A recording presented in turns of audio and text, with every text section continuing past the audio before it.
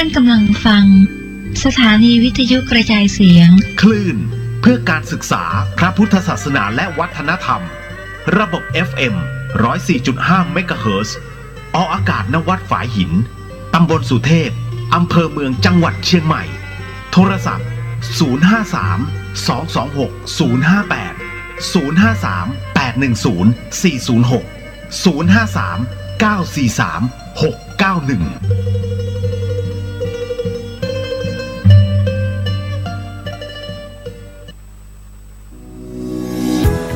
จ้างกินจ้างใจ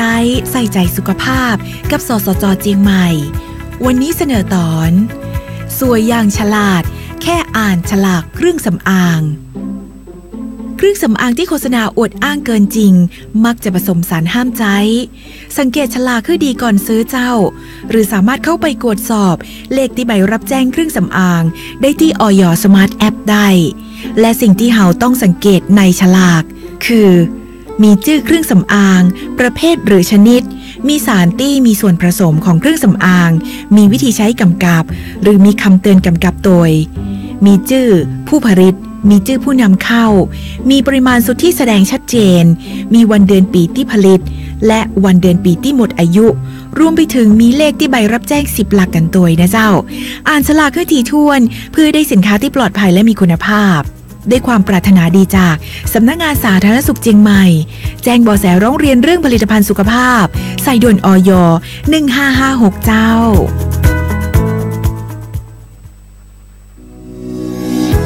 จ้างกินจ้างใจใส่ใจสุขภาพกับสสจ.เชียงใหม่วันนี้เสนอตอนหลงถูกสุขภาพดีหลงผิดสุขภาพแย่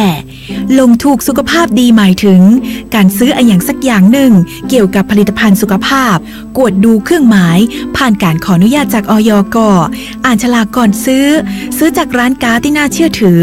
และใจตามคำแนะนำบนฉลากส่วนหลงผิดสุขภาพแย่คือซื้อผลิตภัณฑ์สุขภาพสักอย่างหนึ่งจากรถเร่แผงลอยกาดนัดหรือว่าอินเทอร์เน็ตเจื่อคนขายเจื่อโฆษณาอวดอ้างและที่สำคัญบ่อ่านฉลากบ่อ่านคำเตือนก่อนซื้อลงถูกสุขภาพดีลงผิดสุขภาพแย่ด้วยความปรารถนาดีจากสำนักงานสาธารณสุขเชียงใหม่แจ้งเบาะแสร้องเรียนเรื่องผลิตภัณฑ์สุขภาพใส่ด่วนอย 1556เจ้า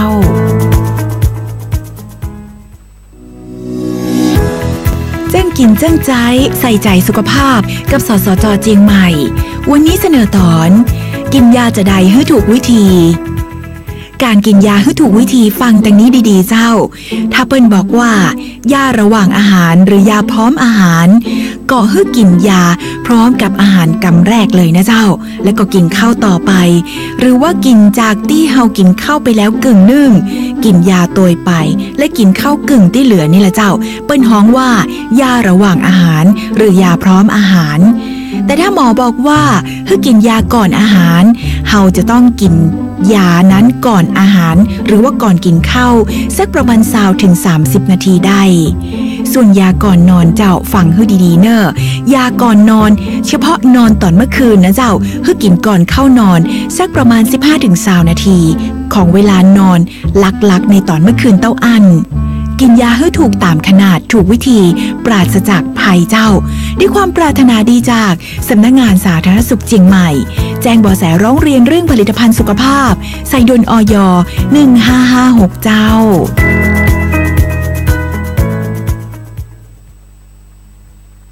นี่ล้างรถเสร็จแล้วงั้นมาล้างผักสิจ้ะนี่วันนี้เป็นไรปะเนี่ยไม่กินเหล้าเหรอเลิกแล้วเอาเวลามาอยู่กับเมียดีกว่าไม่ต้องล้างผักละมาเกาหลังให้หน่อยสิมาไม้เกาหลังก็มีนี่นะมาเกาหน่อยแฮปปี้อยู่กินเหล้านึงเยอะสุกเลิกเหล้าวันนี้เริ่มเลย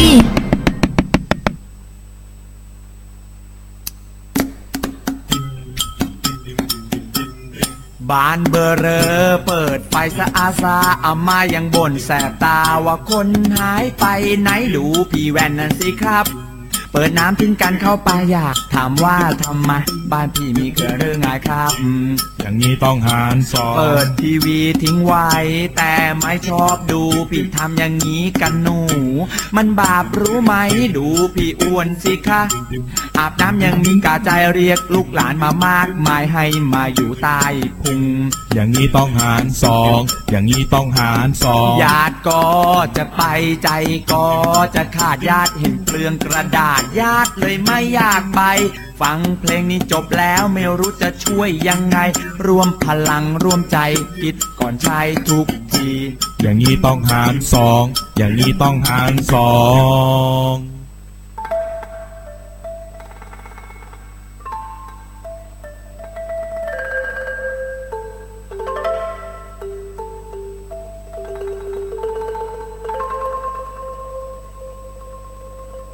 รายการนี้ไม่เหมาะกับเด็กอายุต่ำกว่า15ปี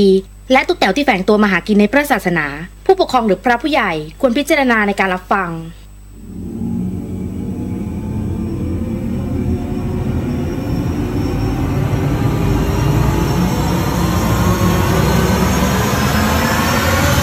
เดอะเฮียน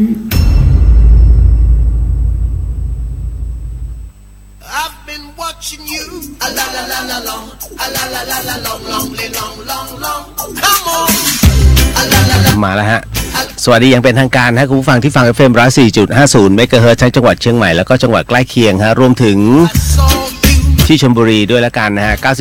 92.0 ฮะ GFM ครับ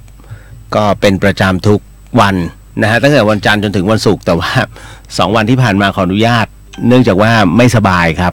นะฮะก็เดี๋ยวรายงานสภาพก่อนเนื่องมาจากว่าผมเพิ่งกลับมาจากโครงการอิ่มบุญอุ่นกายน้องครั้งที่11นะฮะครั้งที่11ที่จังหวัดแม่ฮ่องสอนนะฮะก็ต้องขอบพระคุณนี่กราบงามๆเลยฮะกราบงามๆฮะสำหรับ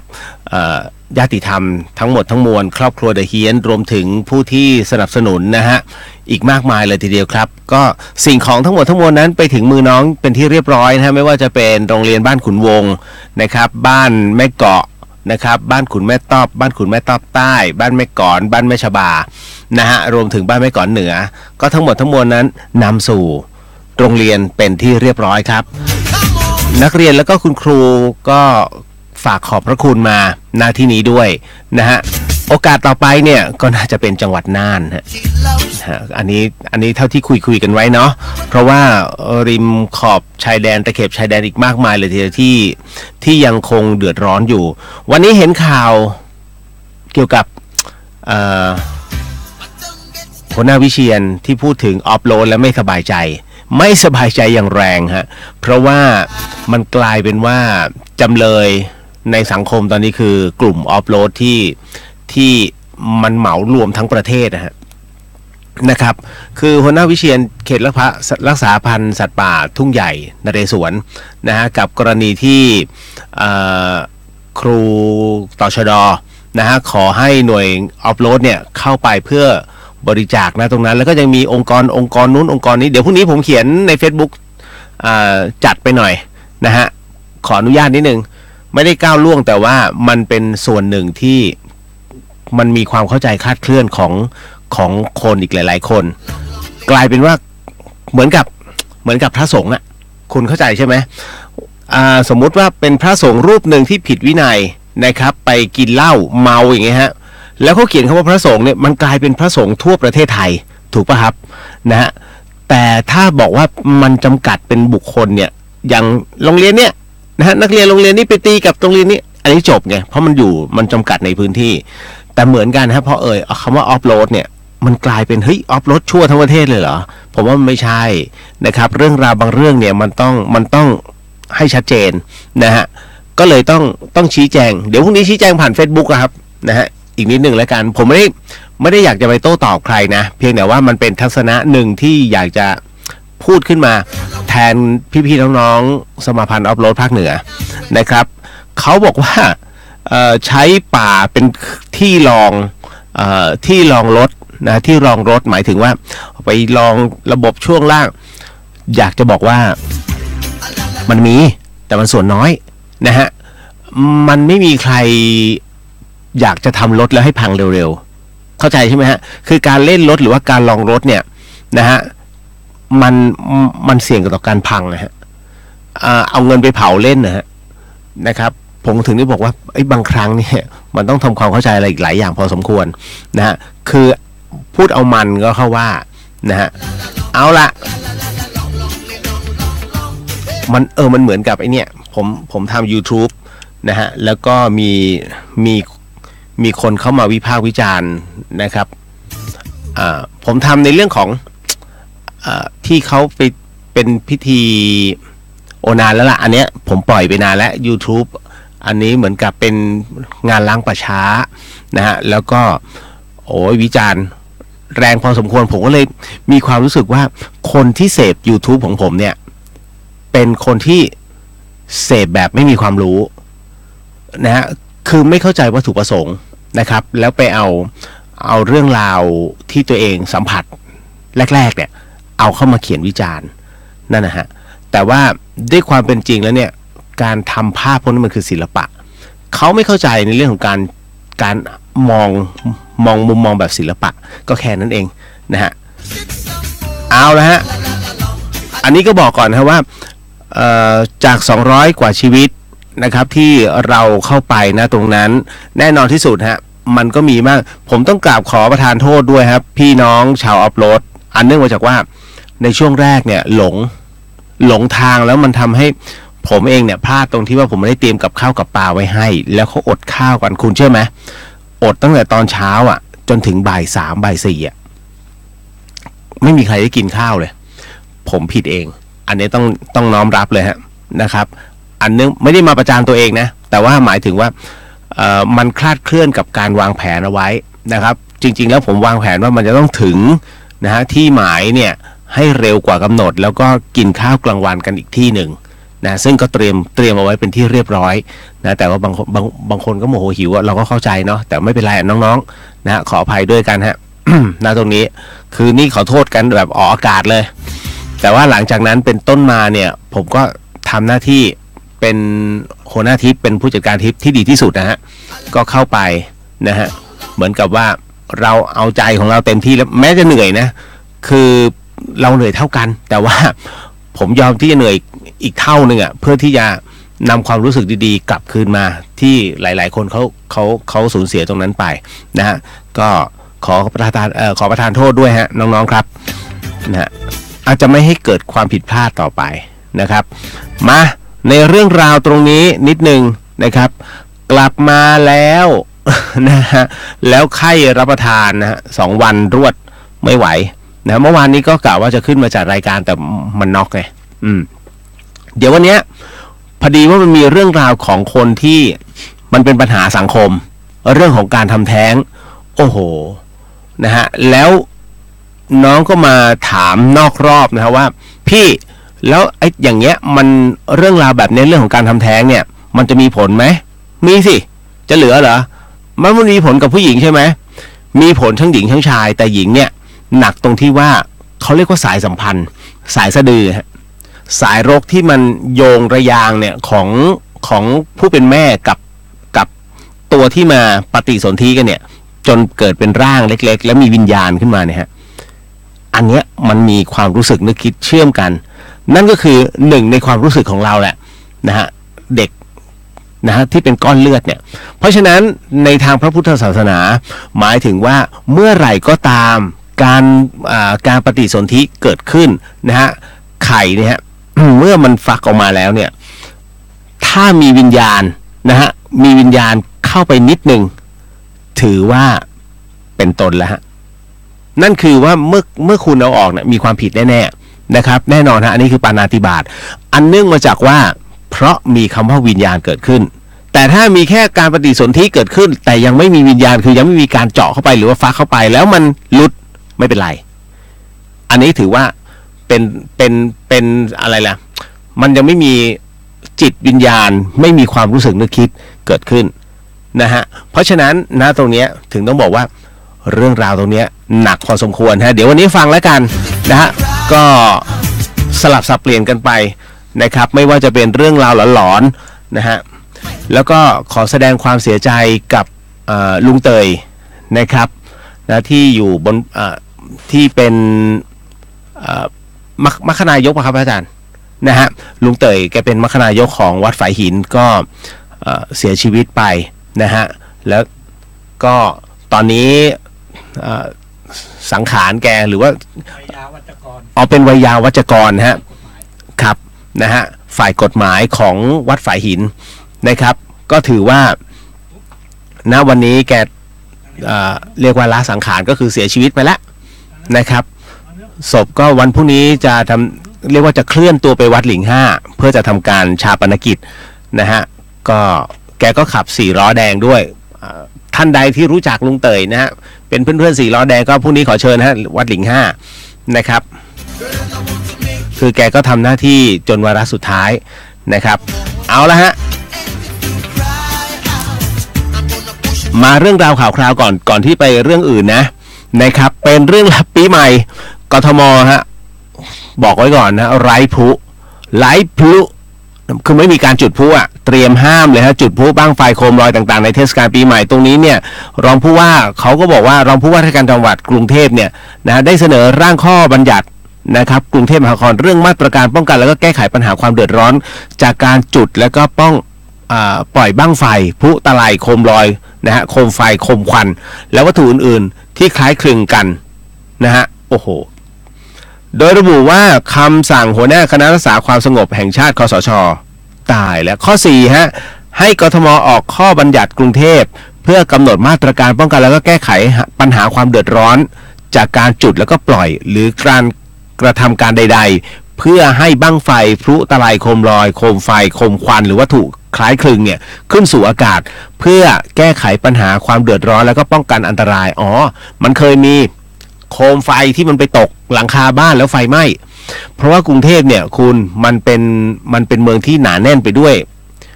บ้านเรือนน่ะมันจะไม่เหมือนที่นี่นะแต่มันก็แปลกอ่ะคือเดี๋ยวนะโคมลอยเนี่ยเมื่อมันขึ้นสู่อากาศแล้วมันจะไม่ตกลงมาถ้าความร้อนนั้นมันยังมีเพราะมันอาศัยไอร้อนน่ะในการเผาผลาญดังนั้นมันจะหมดความร้อนก่อนแล้วค่อยตกลงมาน่าจะเป็นเพราะว่าความสกปรกใช่ไหมฮะ คิดว่าอย่างนั้นทางด้านพลตำรวจเอกอัศวินขวัญเมืองผู้ว่าราชการจังหวัดนะฮะผู้ต้องบอกว่าหากเป็นไปได้อยากให้มีการพิจารณาข้อบัญญัติดังกล่าวโดยเร็วหรือว่าก่อนช่วงเทศกาลเฉลิมฉลองวันคริสต์มาสวันปีใหม่ตรุษจีน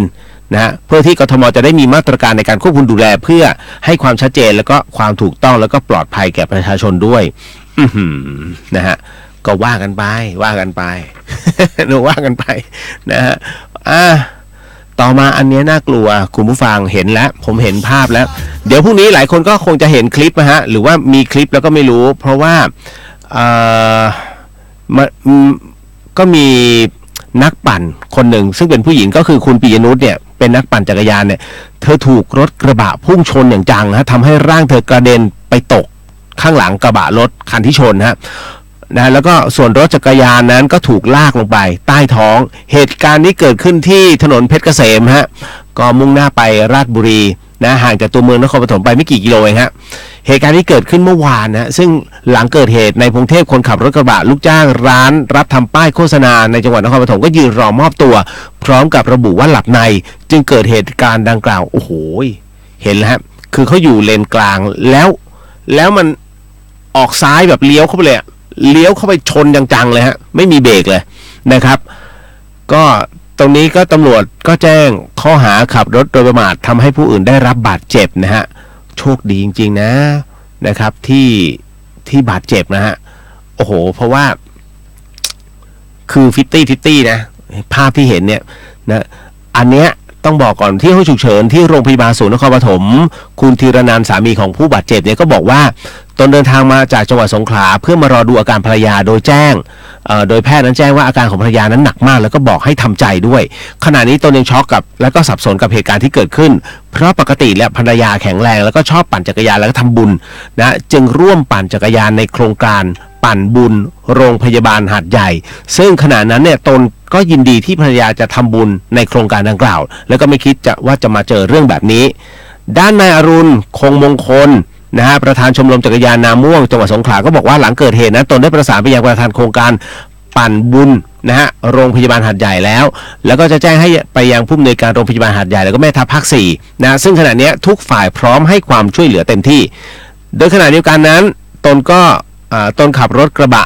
นะเรียกว่าสัญญาณไฟตามปิดท้ายเมื่อมาถึงจุดเกิดเหตุจู่ๆก็มีรถกระบะขับพุ่งชนรถจักรยานยนต์ของนางปิยนุชอย่างจังตนจึงรีบวิ่งไปดู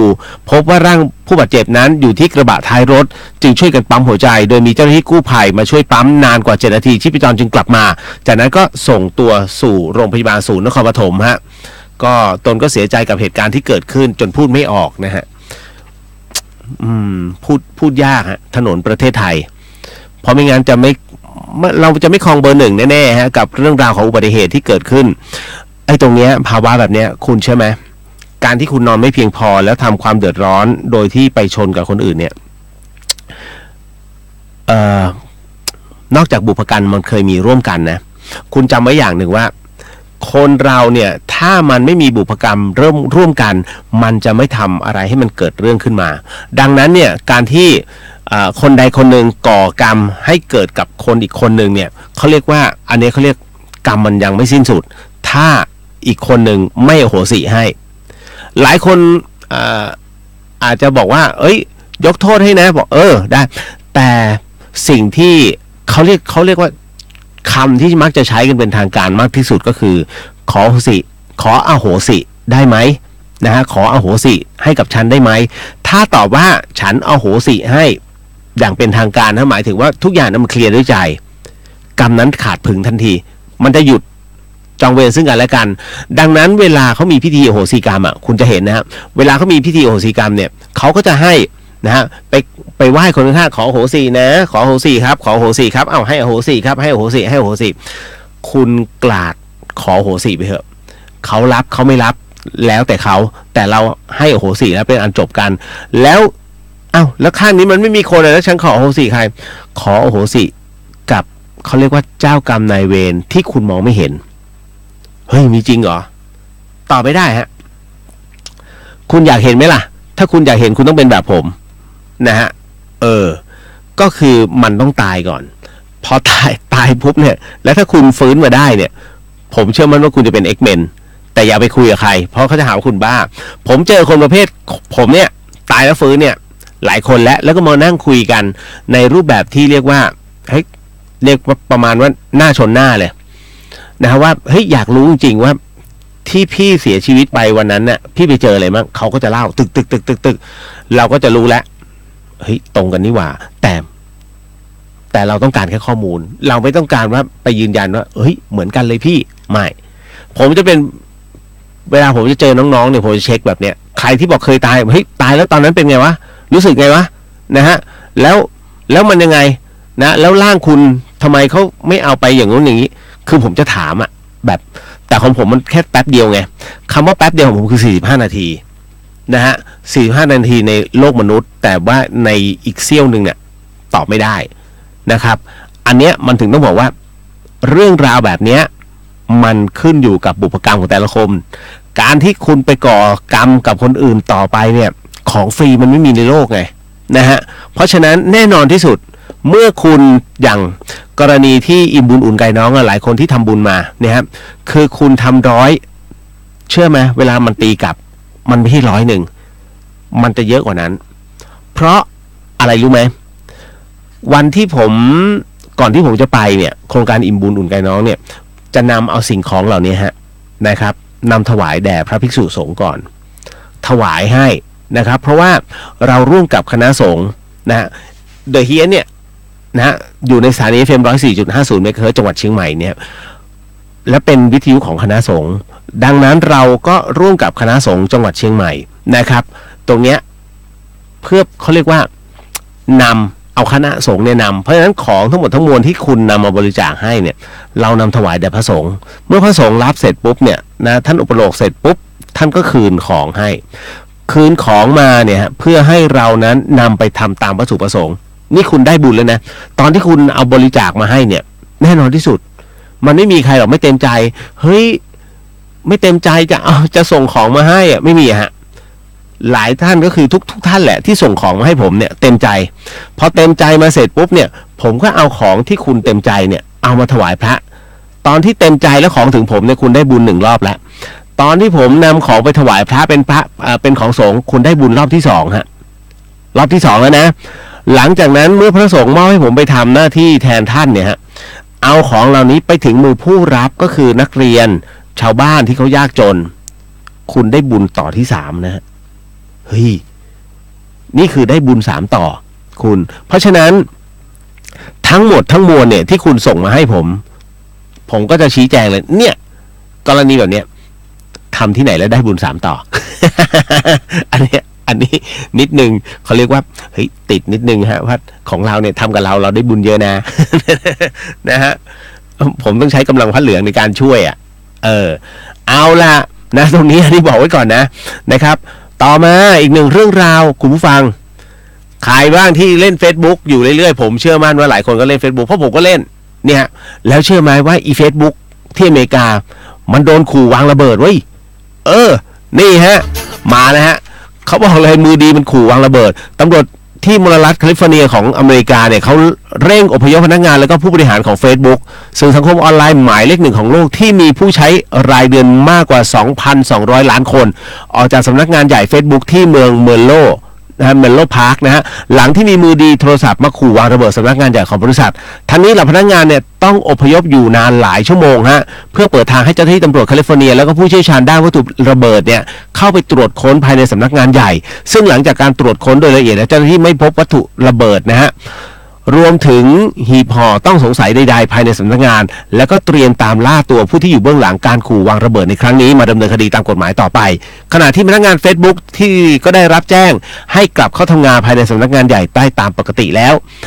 ด้านทีมโฆษกของ Facebook ก็ออกแถลงยืนยันว่าไม่มีพนักงานของตนได้รับบาดเจ็บจากเหตุระทึกขวัญในครั้งนี้ขณะเดียวกันก็ยืนยันว่าคณะผู้บริหารระดับสูงของ Facebook ทั้งมาร์ค ซักเคอร์เบิร์กประธานแล้วก็ CEO แล้วก็แม้กระทั่งเชอร์ลี แซมเบิร์กประธานฝ่ายปฏิบัติการแล้วก็เดวิด เวอร์เนอร์และประธานฝ่ายการเงินต่างก็ปลอดภัยดีแต่ก็ไม่มีการเปิดเผยว่าในขณะนี้ที่ทำการอพยพนั้นผู้บริหารทั้ง3นั้นอยู่ภายในสำนักงานใหญ่หรือเปล่านะฮะเกือบ Facebook ล่มแล้วเห็นไหมเกือบสวยแล้วเดียว เกือบจะไม่ได้ออนสดนะฮะมาสลับสับเปลี่ยนเรื่องหลอนกันเลยไหมนะฮะเพราะเดี๋ยวอีกสักครู่แป๊บหนึ่งนะขออนุญาตอ่านคิดถึงนะไม่ได้จัดหลายวันน่ะนะครับแล้วก็เดี๋ยวปีใหม่ด้วยยิ่งปีใหม่ยิ่งผมยิ่งเกเรอยู่ ไม่ได้แป๊บหนึ่งนะขออนุญาตอ่านนิดนึงนะครับตึ๊ดอยากจะทักทายอยากจะกดทักทายหลายเบอร์จริงหนอนะฮะตึ๊ดนะฮะเดี๋ยวนะฮะเทวดาเชียงใหม่เทวดาตุ้ยสวัสดีครับผมนะฮะมั่งมีทวีทรัพย์สวัสดีค่ะนุชสวัสดีครับพี่เลียวจากนุชเคฮินค่ะนะฮะเทวดาตุ้ยฝายหินอากาศเย็นไหมครับก็เย็นฮะเย็นมากไอ้กัจจังสวัสดีครับไอ้เลียวสวัสดีครับผมนะฮะเลดี้บาร์เบอร์สวัสดีค่ะกำลังฟังอยู่จ้าเป็นไงมั่งอากาศที่โน่นนะฮะนะครับน้องแพรวสวัสดีครับพี่เลียวดีเจคุณแม่สบายดีนะคะก็สบายดีแต่ผมยังไม่ได้โทรคุยเลยคิดถึงเหมือนกันเดี๋ยวต้องนะฮะเดี๋ยวก็เจอกันแล้วฮะเพราะเดี๋ยวผมต้องลงไปนะฮะแล้วก็เจสวัสดีครับพี่เลียวสวัสดีฮะนะฮะโหยวันนี้เห็นโพสต์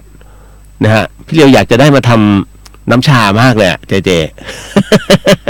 โจโจ้ซังสวัสดีครับพี่เลียวฝากคิดถึงคุณแม่พี่เลียวด้วยนะครับได้เลยฮะสวัสดีครับพี่เลียวจะคิดถึงแม่พี่เลียวด้วยนะครับโอเคนะฮะเฮ้ยงานฤดูหนาวของเชียงใหม่เรามีไปยังหรือว่ามีไปแล้วเฮ้ยผมลืมไปแล้วใครรู้บอกด้วยนะคุณชัชวาลเชียงใหม่อากาศเป็นไงบ้างก็เอาไงดีพี่น้องเมื่อวานฝนตกนะฮะวันนี้ครึ้มทั้งวันไม่รู้จะตกหรือไม่ตกแต่บางที่ก็ตกนะฮะร้อนไหมนิดหนึ่งลุงกุ้งลำพูนฟังอยู่ครับสัญญาณดีนะลุงกุ้งนะฮะเคฟจะอ่านเป็นกะปิอยู่เลยเคฟสวัสดีครับพี่เรียวผมเปลี่ยนเบอร์ใหม่แล้วครับรบกวนดูให้อีกครับไม่อยากจะดูจริงๆนะเดี๋ยวค่อยด่าแป๊บหนึ่งไม่ดีฮะเคฟ นะครับ0951125327นะครับอันเนี้ยมันให้ระมัดระวังเรื่องหนี้สินจัดระเบียบการเงินให้ดีที่สำคัญคือมั่นใจในตัวเองมากจนเกินไปทำให้คนเข้าหมั่นไส้ระวังโดนเขาแทงข้างหลังไม่ดีนะฮะแล้วคุณเป็นคนหยุมหยิมนะครับเดี๋ยวนิดนึงพูดถึงหมายเลขโทรศัพท์หลายคนให้ผมดูให้บางคนขอให้ผมช่วยเอาเครดิตตัวเองเนี่ยนะครับเอาไปซื้อเบอร์ให้ก่อนนะครับแล้วก็เอาไปใช้แต่สุดท้ายตัวเองไม่มีปัญญาในเรื่องของการส่งนะครับก็เลยทำให้เป็นหนี้แล้วอยู่ๆทางค่ายโทรศัพท์เนี่ยเขาก็โทรมาผมก็เลยบอกว่าโอเคงั้นเดี๋ยวผมจะรักษาเบอร์นี้ไว้เดี๋ยวผมจะขายต่อนะครับเพราะว่าเบอร์มันหายากนะฮะก็เลยบอกไปว่าเอาท่านใดที่สนใจค่อยว่ากันอินบ็อกเข้ามานะฮะขายทิ้งมันซะดีสมเบอร์ยิ่งหายากอยู่อันนี้อะไรดุดดาวนะฮะหล่อแต่พี่เรียวจ้ะขอบคุณฮะไปเรื่องราวหลอนๆประจำคืนนี้ดีกว่าคุณฟังครับไหนวะเอาเรื่องผีๆนะฮะนิดหนึ่งแล้วกันเอาเป็นเรื่องสั้นๆก่อนนะฮะก่อนเขาเรียกชิมลางก่อนนะครับนี่เลยฮะเอาเรื่องราวนี้ไหนๆก็ไหนๆแล้วรายการผีจะมาคุยข่าวเพื่ออะไรมากมายถูกไหมปะเข้าสู่ภาคแรกของเรื่องราวความเฮี้ยนในเดอะเฮี้ยนก่อนครับคุณฟังครับและนี่ก็คือ FM 104.50 เมกะเฮิรตซ์เดอะเฮี้ยนจังหวัดเชียงใหม่แล้วก็92 GFM พัทยาครับ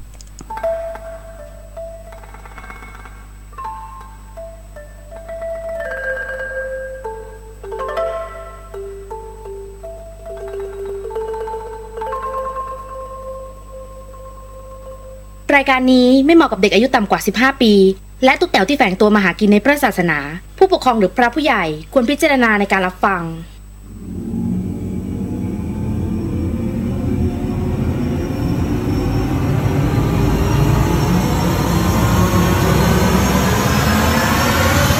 เดอะเฮียนเข้าสู่เดอะเฮียนฮะคุณผู้ฟังครับก็เป็นประจำทุกค่ำคืนฮะสนับสนุนเรื่องราวหลอนๆแบบนี้สม่ำเสมอโดยนาอีเซรั่มแชมพูฮะแชมพูที่ลดการหลุดร่วงของเส้นผมนะฮะเอาละคุณผู้ฟังครับสิ่งที่ผมกำลังจะเล่าให้คุณผู้ฟังได้ยินได้ฟังเรื่องราวต่อไปนี้นั้นอย่าเชื่อฮะให้ฟังหูไว้หูแล้วก็ใช้วิจารณญาณทุกครั้งในการรับฟังเรื่องราวประเภทนี้ฮะข้อสำคัญก็อยากให้คุณผู้ฟังนั้นได้ฟังเป็นนิยายเพราะสิ่งที่ผมกำลังจะเล่าต่อไปนี้นั้นเป็นเรื่องราวที่เกิดขึ้นนะฮะณโรงเรียนแห่งหนึ่งแล้วกันเอาอย่างนี้ผมพูดเลยนะฮะเป๊ะดีไหมนะไม่เอาเดี๋ยวค่อยว่ากัน ไม่เอาดีกว่าแต่ว่าเป็นเรื่องเกี่ยวกับครูฮะนะฮะและเรื่องราวตรงนี้ที่น้องคนหนึ่งนะฮะผมไม่ตั้งชื่อน้องเขาไม่ทันตั้งนะฮะเล่าเรื่องนี้ให้กับคุณผู้ฟังแล้วก็ให้ผมเป็นผู้ถ่ายทอดนะฮะเขา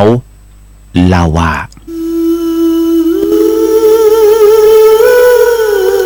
สวัสดีครับพี่เรื่องนี้นะฮะมันเกิดขึ้นในสถาบันศึกษาแห่งหนึ่งและนี่ฮะน้องเขาบอกว่าหมอผีลาเต้มาแล้วครับสัปดาห์นี้ไม่ขอพูดพร่ำทำเพลงพาไปฟังเรื่องราวชวนหัวลุกนะฮะชวนขนหัวลุกที่เกิดขึ้นจริงในโรงเรียนมัธยมชื่อดังแห่งหนึ่งที่เล่าขานถึงอาจารย์วิชานาฏศิลป์ครับ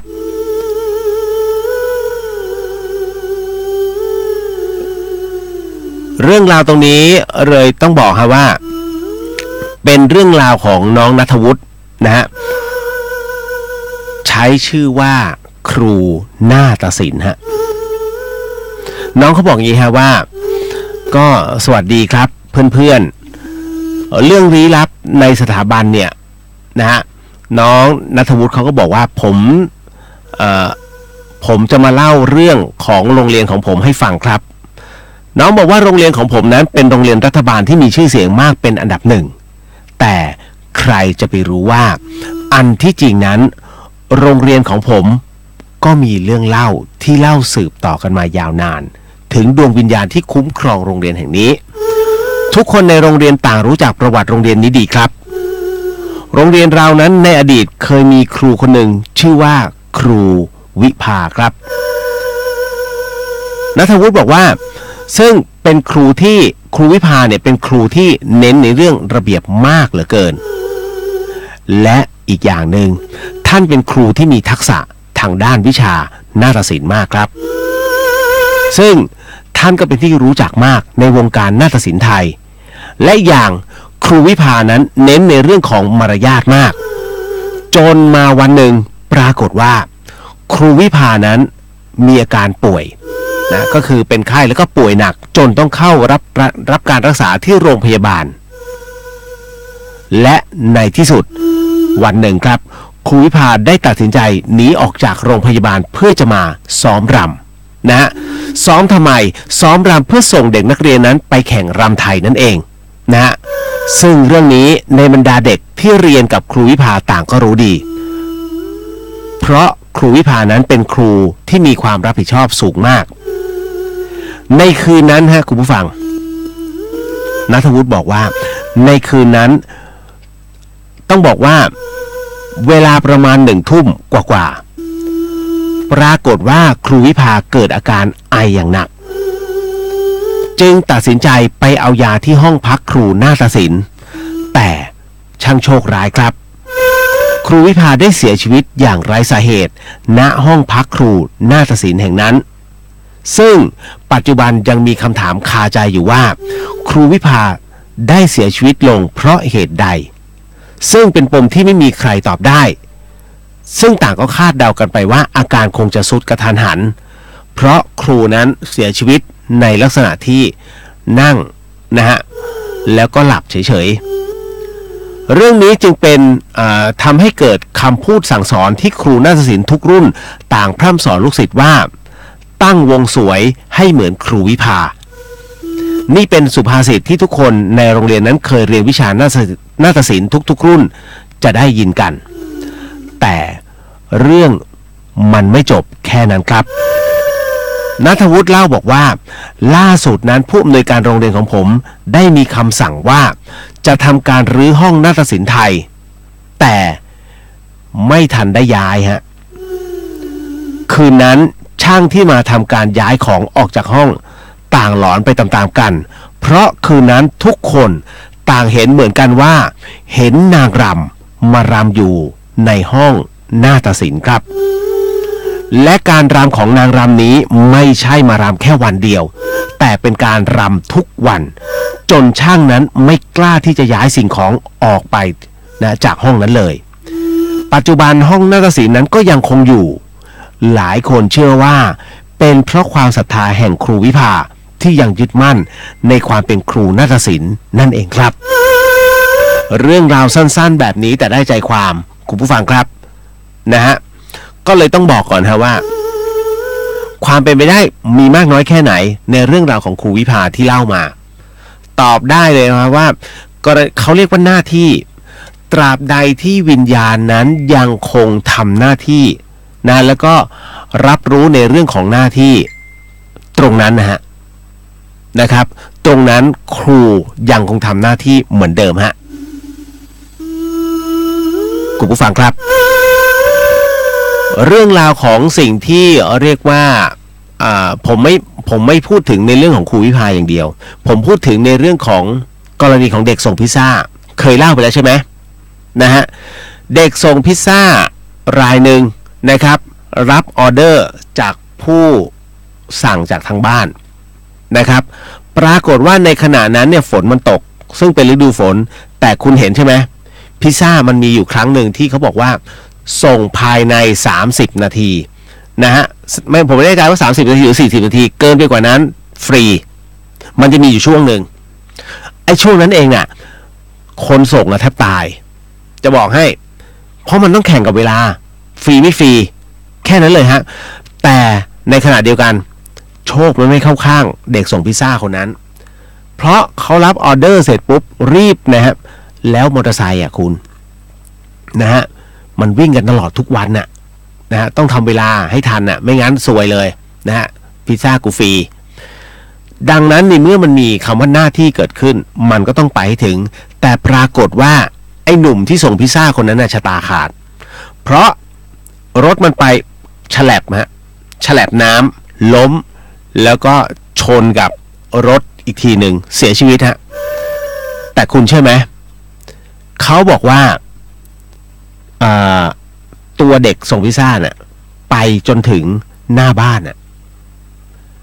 ไปจนถึงหน้าบ้านของคนที่เขาสั่งพิซซ่าแล้วก็กดกิ่งด้วยกดกิ่งเรียก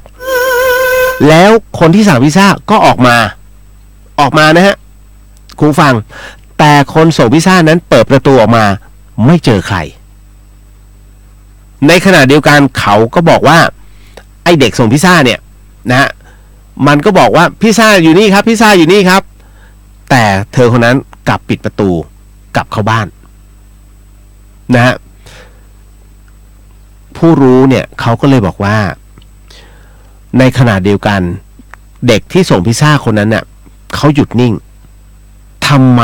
ลูกค้าจึงไม่รับพิซซ่าเขาตอบตัวเองไม่ได้ก็เลยนึกทบทวนตัวเองว่าเฮ้ย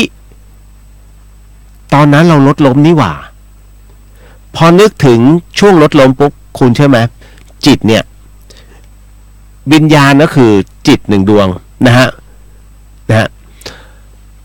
จิตเป็นนายกายเป็นบ่าวจำไว้นะเพราะฉะนั้นในเมื่อจิตเนี่ยเวลามันระลึกปุ๊บมันจะกลับไปทันทีด้วยความรวดเร็วฮะแค่คุณนึกปุ๊บอะไรที่เร็วกว่าแสงนั่นคือจิตอันเดียวเลยฮะคุณคิดปุ๊บมันไปแล้วอะไรที่เร็วกว่าแสงไอน์สไตน์บอกว่าเวลานั้นจะยืดออกนะฮะนี่คือทฤษฎีสัมพันธภาพของไอน์สไตน์ดังนั้นตัวที่เร็วที่สุดนะฮะมันไม่ใช่แสงแต่มันคือจิตเมื่อจิตนึกว่าเฮ้ยตอนนั้นเนี่ยที่มันเกิดอุบัติเหตุเกิดขึ้นตัววิญญาณเนี่ยฮะมันกลับไปบุ๊บที่เดิมจึงรับรู้ว่าตัวเองตายแล้วนั่นแหละฮะนั่นคือทำไมเหตุการณ์นั้นจึงเกิดขึ้นคล้ายๆกันกับครูวิภาจิตของครูวิภานั้นยังมีหน้าที่อยู่และยังคงปกปักตรงนี้คือรักในความเป็นนาฏศิลป์นะฮะดีไม่ดีเขาอาจจะยกให้เป็นครูละครหรือว่าครูนาฏศิลป์ตรงนั้นเลยด้วยซ้ำนะเพราะถ้ามีสุภาษิตแบบนี้ยังไงครูก็ยังอยู่ณตรงนั้นฮะนะครับก็ถือว่าท่านก็สถิตอยู่นะแต่ถามว่าเอาแล้วท่านจะไม่ไปผุดไปเกิดเหรอถ้ายังไม่วางอุเบกขานะฮะยังคงยึดมั่นในความเป็นตรงนี้ยังคงมีทิฏฐิอยู่นะฮะก็ยังอยู่ฮะยากครับมันเหมือนกับว่าทำไมตอนที่ลูกตายเขาไม่ให้พ่อให้แม่เนี่ยไปเผาลูกไม่ให้ขึ้นเมนนะผมก็ไม่เข้าใจบางทีอย่างเมืองเหนือเนี่ยบางที่เนี่ยเขาให้ขึ้นซึ่งผมบอกอย่าขึ้นไปแต่ญาติโวยวายคุณเมืองเหนือเนี่ยเขาเอาหมู่บ้านเขาว่านะถ้าญาติโวยวาย10 คนเริ่มโวยวายแล้วคุณปล่อยเถอะอะไรจะเกิดก็ปล่อยให้เขาทำนะคือเขาอยากให้พ่อแม่มาเห็นลูกก่อนตายซึ่งเขาห้ามแล้วจากนั้นเสร็จปุ๊บพ่อก็ร้องไห้แม่ก็ร้องไห้น้ำตาหยดแหมะใส่ศพโบราณว่าไว้นะฮะอย่าให้น้ำตาไปแตะศพเพราะจะทำให้วิญญาณนั้นเป็นห่วงผมไม่รู้อะไรเกิดขึ้นกับครอบครัวนี้บ้างนะฮะแต่ก็เจ็บออดแอดกันหมดอ่ะซึ่งมันตอบไม่ได้มันอาจจะเป็นเพราะว่าร่างกายเขาไม่แข็งแรงด้วยก็ได้นะเราพูดถึงในทฤษฎีของความเป็นสุขภาพก่อนนะเราไม่ได้พูดถึงในเรื่องของเฮ้ยน้ำตาไปตกนะแล้วมันจะทำให้ซวยทั้งครอบครัวมันไม่ใช่อย่าไปคิดแบบนั้นนะครับเอาความจริงก่อนเอาความที่มันสามารถเป็นไปได้ก่อนนะฮะดังนั้นเรื่องราวตรงนี้นะเขาถึงได้บอกว่าอย่าเอาพ่อแม่ขึ้นไปนะฮะเพราะว่าบางทีใจของพ่อของแม่เนี่ยนะคุณต้องนึกถึงหัวอกพ่อแม่เขานะเขาคลอดลูกมาต้องการให้ลูกเนี่ยเผาเขาไม่ใช่คลอดมาเพื่อให้เขาไปเผาลูกอีกทีหนึ่งดังนั้นน้องๆก็ฟังเอาไว้แล้วกันฮะว่าจะทำอะไรให้คิดก่อนทุกวันนี้ฮะนะครับเด็กใจร้อนมากมองหน้าก็ต่อยกันแล้วฮะไอ้นู่นไอ้นี่โอ้โหเอาตัวเองเป็นที่ตั้งแต่ลืมไปนะฮะคุณยังมีพ่อมีแม่อยู่นะฮะวันนี้พ่อแม่คอยดูความสำเร็จของเรานะครับถ้าอยากจะทำอะไรก็ตาม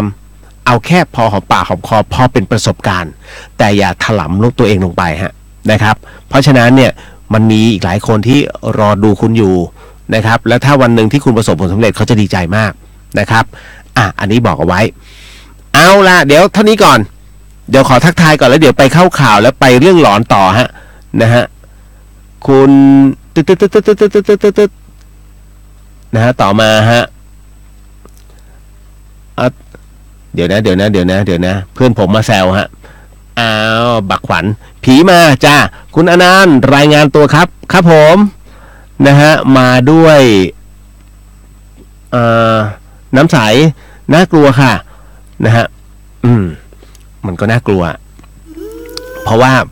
ครั้งหนึ่งผมก็เคยไปครอบครูละครนะฮะที่วิไลนาฏศิลป์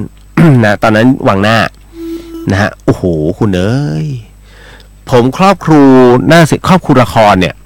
พร้อมกับป๋อณัฐวุฒินะฮะแล้วก็มีป๋อกับเอ๋แล้วยังมีหลายคนนะฮะตรงนั้นที่วิไลนาฏศิลป์โอ้โหคุณมันมากพอดนตรีไทยขึ้นปุ๊บโอ้โหคราวนี้ข้างล่างนี้ลุกขึ้นมาลำคนไหนที่องค์ลงนะฮะเขาจะเอาออกไปข้างนอกเด็กนักเรียนนะคุณไม่คือวิไลนาฏศิลป์เนี่ยจะรู้ว่าเด็กที่มาเรียนนาฏศิลป์เนี่ยหลายคนมีองค์เขาจะรู้ด้วยอัตโนมัติฮะแต่ถ้าเป็นในทฤษฎีของบ้านๆน่ะที่อุปทานนั่นคือแพทย์จะลงความเห็นว่าอุปทานหมู่จริงๆมันอุปทานหมู่แบบไหนเหรอผมก็ไม่เข้าใจนะฮะมันจะอุปทานหมู่พร้อมกันเพื่ออะไรนะฮะถ้าจะอุปทานมันก็คืออุปทานบางเรื่องบางราวแต่คือวิไลนาฏศิลป์เนี่ยเขาจะรู้ไงว่าอันเนี้ยต้องแยกองค์แบบนี้แยกองค์แบบนี้แยกแล้วครูเนี่ยทุกคนมีคาถาเขาจะกดไปที่หัวฮะแล้วก็ท่องคาถาแล้วเพื่อกดไม่ให้อีกร่างหนึ่งมาสำแดงเพราะว่าพวกเนี้ยเวลาดนตรีไทยขึ้นเอาแล้วฮะไม่ได้เลยได้ยินไม่ได้เลยมันเป็นเพราะว่าคลื่นเสียงด้วยคลื่นเสียงที่เขาเปิดมันเหมือนหมาหอนตีระฆังเป้งหอนและคลื่นเสียงไปกระทบเหมือนกันฮะสวดพานยักษ์หรือว่าการสวดอะไรแบบเนี้ยปุ๊บมันเขาจะเปิดแล้วคลื่นเสียงมันมีผลไงองค์ที่สองมาเลยฮะองค์ลงนะฮะเห็นไหมเขามีองค์แต่เขาไม่พูดนะฮะไม่ต้องไปบอกให้ไปเสียเงิน30 ล้านไม่ต้องฮะนะครับอันนั้นแหกตาไปนะครับองค์มีแชทไลน์ด้วยข่าวนะฮะเอาละฮะคุณอนุชิตสวัสดีครับพี่เดียวสวัสดีครับผมมาเข้าสู่เรื่องข่าวก่อนนิดนึงสลับนิดนึงนะฮะไม่งั้นเดี๋ยวแย่ บางทีก็อั้นนะไปในป่านะฮะก็ครูก็แอบมาเล่าให้ฟังนะฮะเรื่องหลอนพี่เลียวที่แม่ก่อนเขาจะรู้ว่าผมจัดรายการเดอะเฮียนอยู่พี่เลียวผมมีเรื่องหลอนมาเล่าให้ฟังแกก็เล่าแกก็อยากเล่าเอาผมก็ฟังนะฮะก็อันไหนที่มันพอทนได้ก็โอเคนะฮะก็น่าสนใจผมก็จะเอามาเล่าต่อนะฮะเดี๋ยวนิดนึงแล้วกันนี่เลยคุณใช่ไหมมันมีข่าวหนึ่งชอบมากผมไปเห็นข่าวเนี่ยแล้วไปเห็นภาพหาตึงเลยนะฮะเพราะว่าอะไรวะคือมันเป็นภาพที่แชร์ว่อนเน็ตเลยฮะ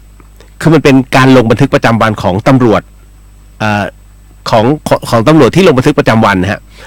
แกเขียนแบบหวัดจนมันอ่านไม่ออกมันอ่านไม่ออกเป็นตัวหนังสือที่อ่านไม่ออกแล้วก็เขาบอกว่า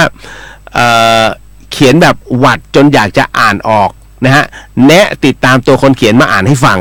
นะฮะเหตุการณ์นี้เกิดขึ้นวันนี้เลยฮะนะคนในโลกออนไลน์เขาได้พากันส่งภาพต่อกันมาเนี่ยจากผู้ใช้ Facebook ของ X สลาวุธนะร้อยเวรประชาชนที่เผยให้เห็นภาพลายมือของนายตำรวจนายหนึ่งเขียนได้หวัดจนอ่านไม่ออกฮะโดยภาพดังกล่าวนั้นเป็นรายงานประจำวันนะเกี่ยวกับคดีของสถานีตำรวจแห่งหนึ่งซึ่งจะว่าไปก็คงไม่ผิดอะไรไปจากลายมือของผู้ที่ลงบันทึกประจำวันนั้น ไม่เขียนหวัดจนไม่สามารถอ่านเป็นข้อความได้เลยขณะที่ผู้โพสต์ได้มีข้อความว่าจะปฏิรูปตำรวจผมว่าปฏิรูปไอ้นี่ก่อนเลยเขียนอะไรของมัน นะทั้งเนี้ยหลังภาพนั้นถูกเผยแพร่ออกไปเนี่ยก็ทำให้มีคนเข้าไปแสดงความเห็นจำนวนมากโดยส่วนใหญ่ต่างพากันมึนงงกับข้อความในบันทึกนี้พร้อมกับเร่งติดตามตัวคนเขียนมาอ่านให้ฟังหน่อยว่าไอ้คดีนี้มันเกี่ยวกับอะไร แล้วก็เชื่อว่าเขาคงอ่านไม่ออกเช่นกันขณะที่บางส่วนก็เชื่อว่าบันทึกนี้ไม่น่าจะใช่ของจริงและเป็นเพียงใบรายงานปลอมที่เขียนขึ้นมาอำกันเล่นๆนะฮะแต่มันก็ไม่ควรเนี่ยเพราะว่ามันเขียนเป็นบันทึกแจ้งความนะกรมตำรวจอย่างเงี้ยฮะมันโลโก้มันขึ้นไงนะฮะอีกอันนึงมึงเลยดูนี้รัฐบาลให้มาใครจะปฏิเสธชาวบ้านยังแห่กด500นะฮะถึงจะรู้บางคนก็ไม่ได้จนบรรยากาศการใช้สิทธิ์ของผู้ถือบัตรสวัสดิการแห่งรัฐหรือว่าบัตรคนจนพื้นที่จังหวัดเลยยังคึกคักนะผู้คนก็ทยอยใช้สิทธิ์กด500 บาทที่ธนาคารชาวบ้านบอกเป็นสิทธิ์ที่รัฐบาลยื่นให้ใครก็รับถึงแม้ต่างคนต่างมีรถบ้านที่ดินไม่ได้ยากจนขนาดนั้นก็ตาม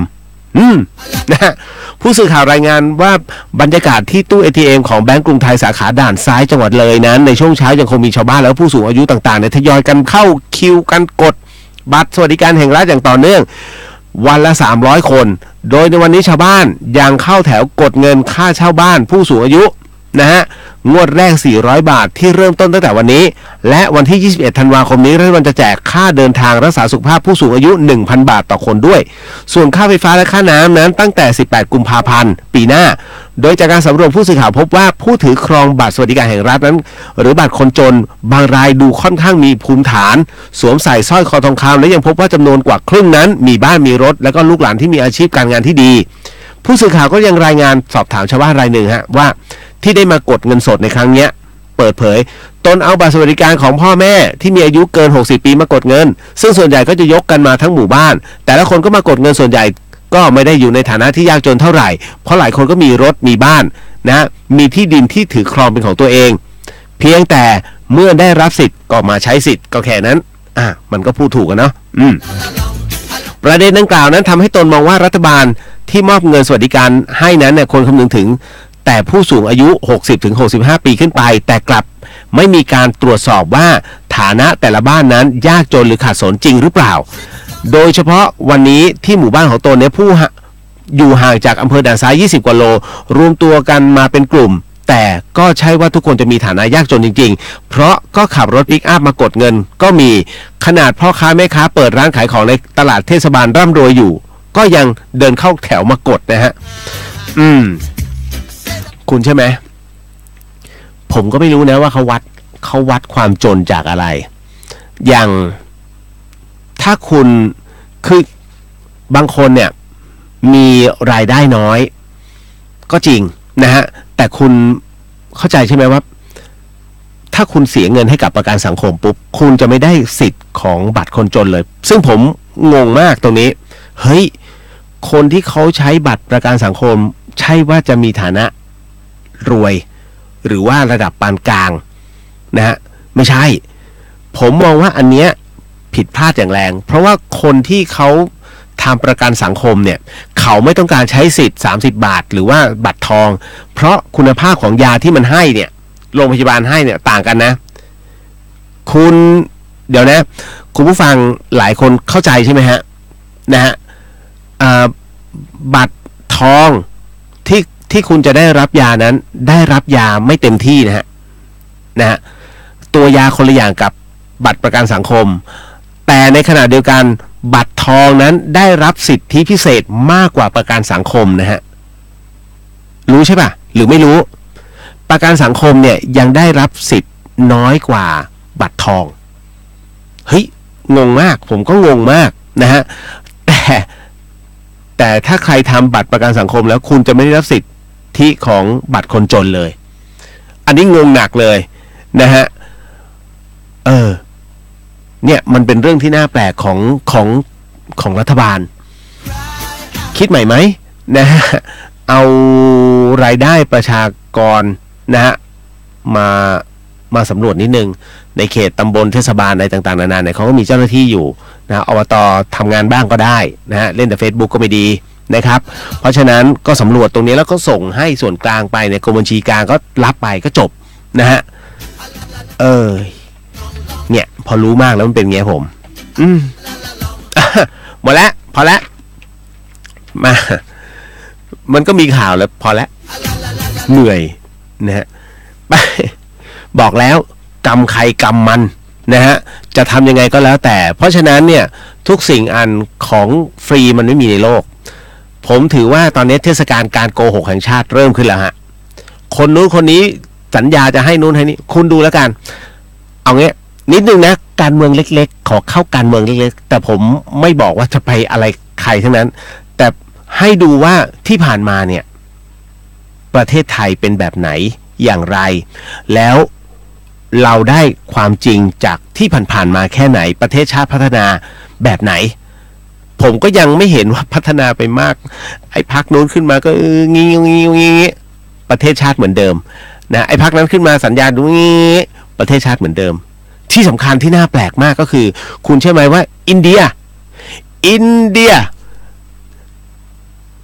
น้ำมันมันอะลิตรหนึ่ง10 บาทอะอินเดียน้ำมัน10 บาทเมียนมาน้ำมันมัน20 กว่าบาทแล้วออกเทนดีที่สุดในโลก ประเทศไทย30 กว่าบาทเพื่อนะฮะ ผมก็งงมากแล้วคุณเชื่อไหมทุกอันไปอะเข้าไปถึงเดี๋ยวผมจะจัดการในเรื่องของพอเข้าไปเงียบเนี่ยแถวบ้านผมเซิร์ฟให้ดูก็เป่าสากไง ทำไมประเทศไทยมันต้องใช้น้ำมันแพงกว่าชาวบ้านเนี่ยเพราะอะไรอ่ะน่าคิดนะอินเดียเนี่ยเป็นประเทศที่มีประชากรเยอะอันดับ2ของโลกน้ำมัน10 บาทตีเป็นเงินไทยนะ10 บาทนะอันนี้ด้วยความสัตย์จริงเลยนะฮะแล้ว91ด้วยพม่าไม่มี91พม่ามี92คุณอย่าไปเติมนะพังนะครับอันนี้บอกไว้ก่อนนะฮะเห็นไหมเพราะฉะนั้นเนี่ยเรื่องราวแบบนี้คือบางทีมันก็นะ ปล่อยปะไม่พูดมากก็ดูกันไปฮะสนุกดีมาเรื่องราวหลอนๆเข้าเลยดีกว่า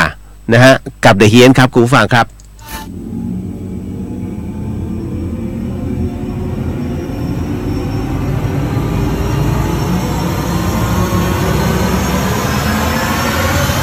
เดอะเฮียน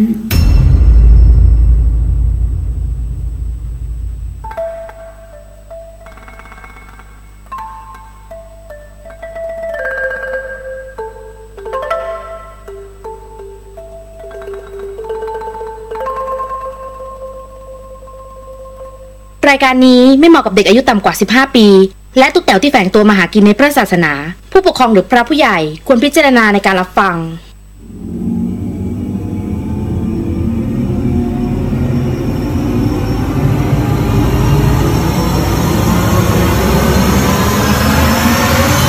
เดอะเฮียน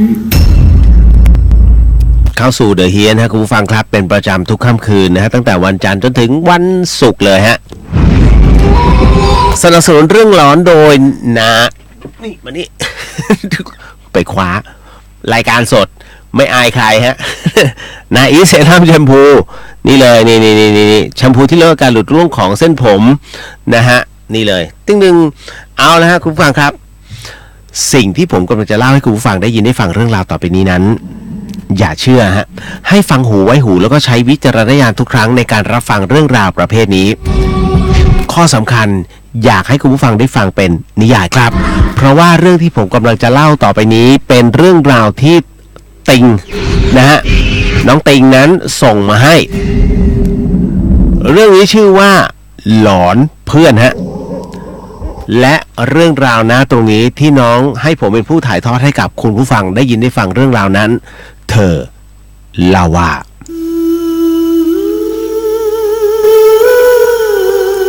สวัสดีค่ะพี่เลียว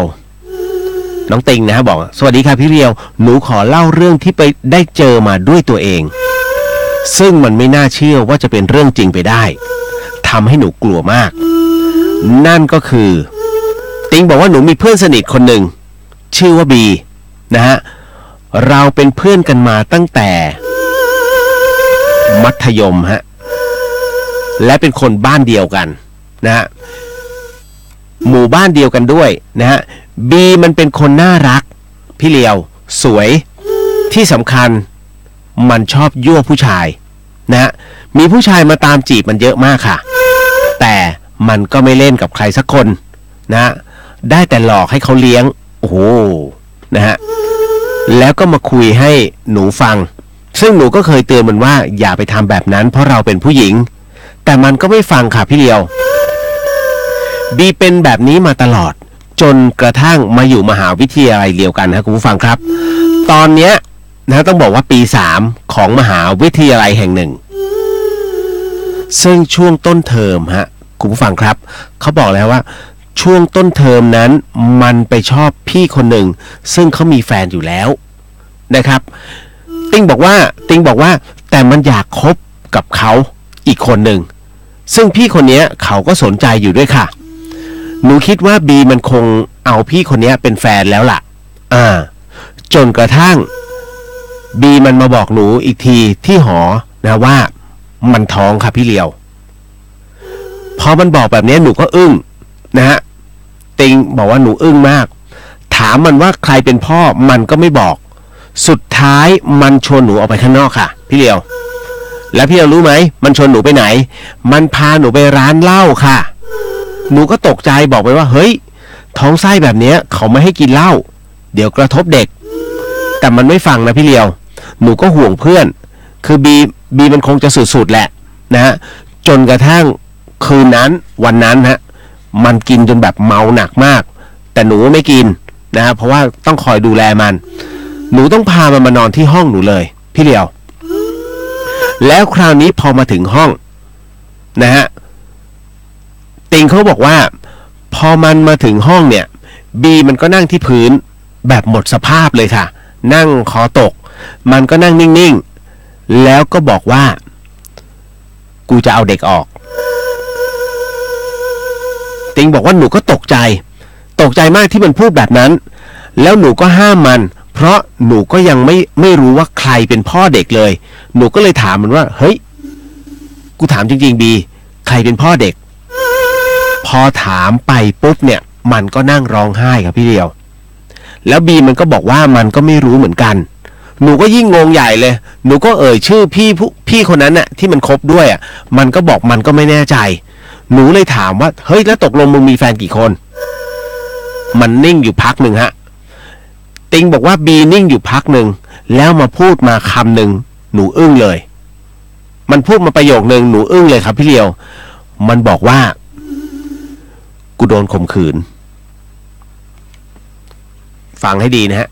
คำนี้ฮะบอกเลยกูโดนข่มขืนคำนี้พูดออกมาหนูช็อกเลยพี่เลียวติงบอกแล้วถามไปว่าเมื่อไหร่ยังไงนะฮะมันบอกว่ามันไปกินเหล้ากับพี่คนนั้นแล้วเขากลับไปก่อนเพราะมีธุระแล้วจากนั้นมันก็ไม่รู้เรื่องอีกเลยตื่นมาอยู่ในสภาพที่เปลือยเปล่าฮะนั่นคือสิ่งที่บีมันเจอค่ะพี่เลียวจากนั้นต้องบอกว่าอีก2 เดือนต่อมานะฮะมันบอกหนูว่ามันเอาเด็กออกแล้วนะหนูก็ไม่ได้คุยกับบีอีกเลยนะฮะจนกระทั่งวันที่กลับบ้านที่ลำปางฮะจนกระทั่งวันที่กลับบ้านที่ลำปางเนี่ย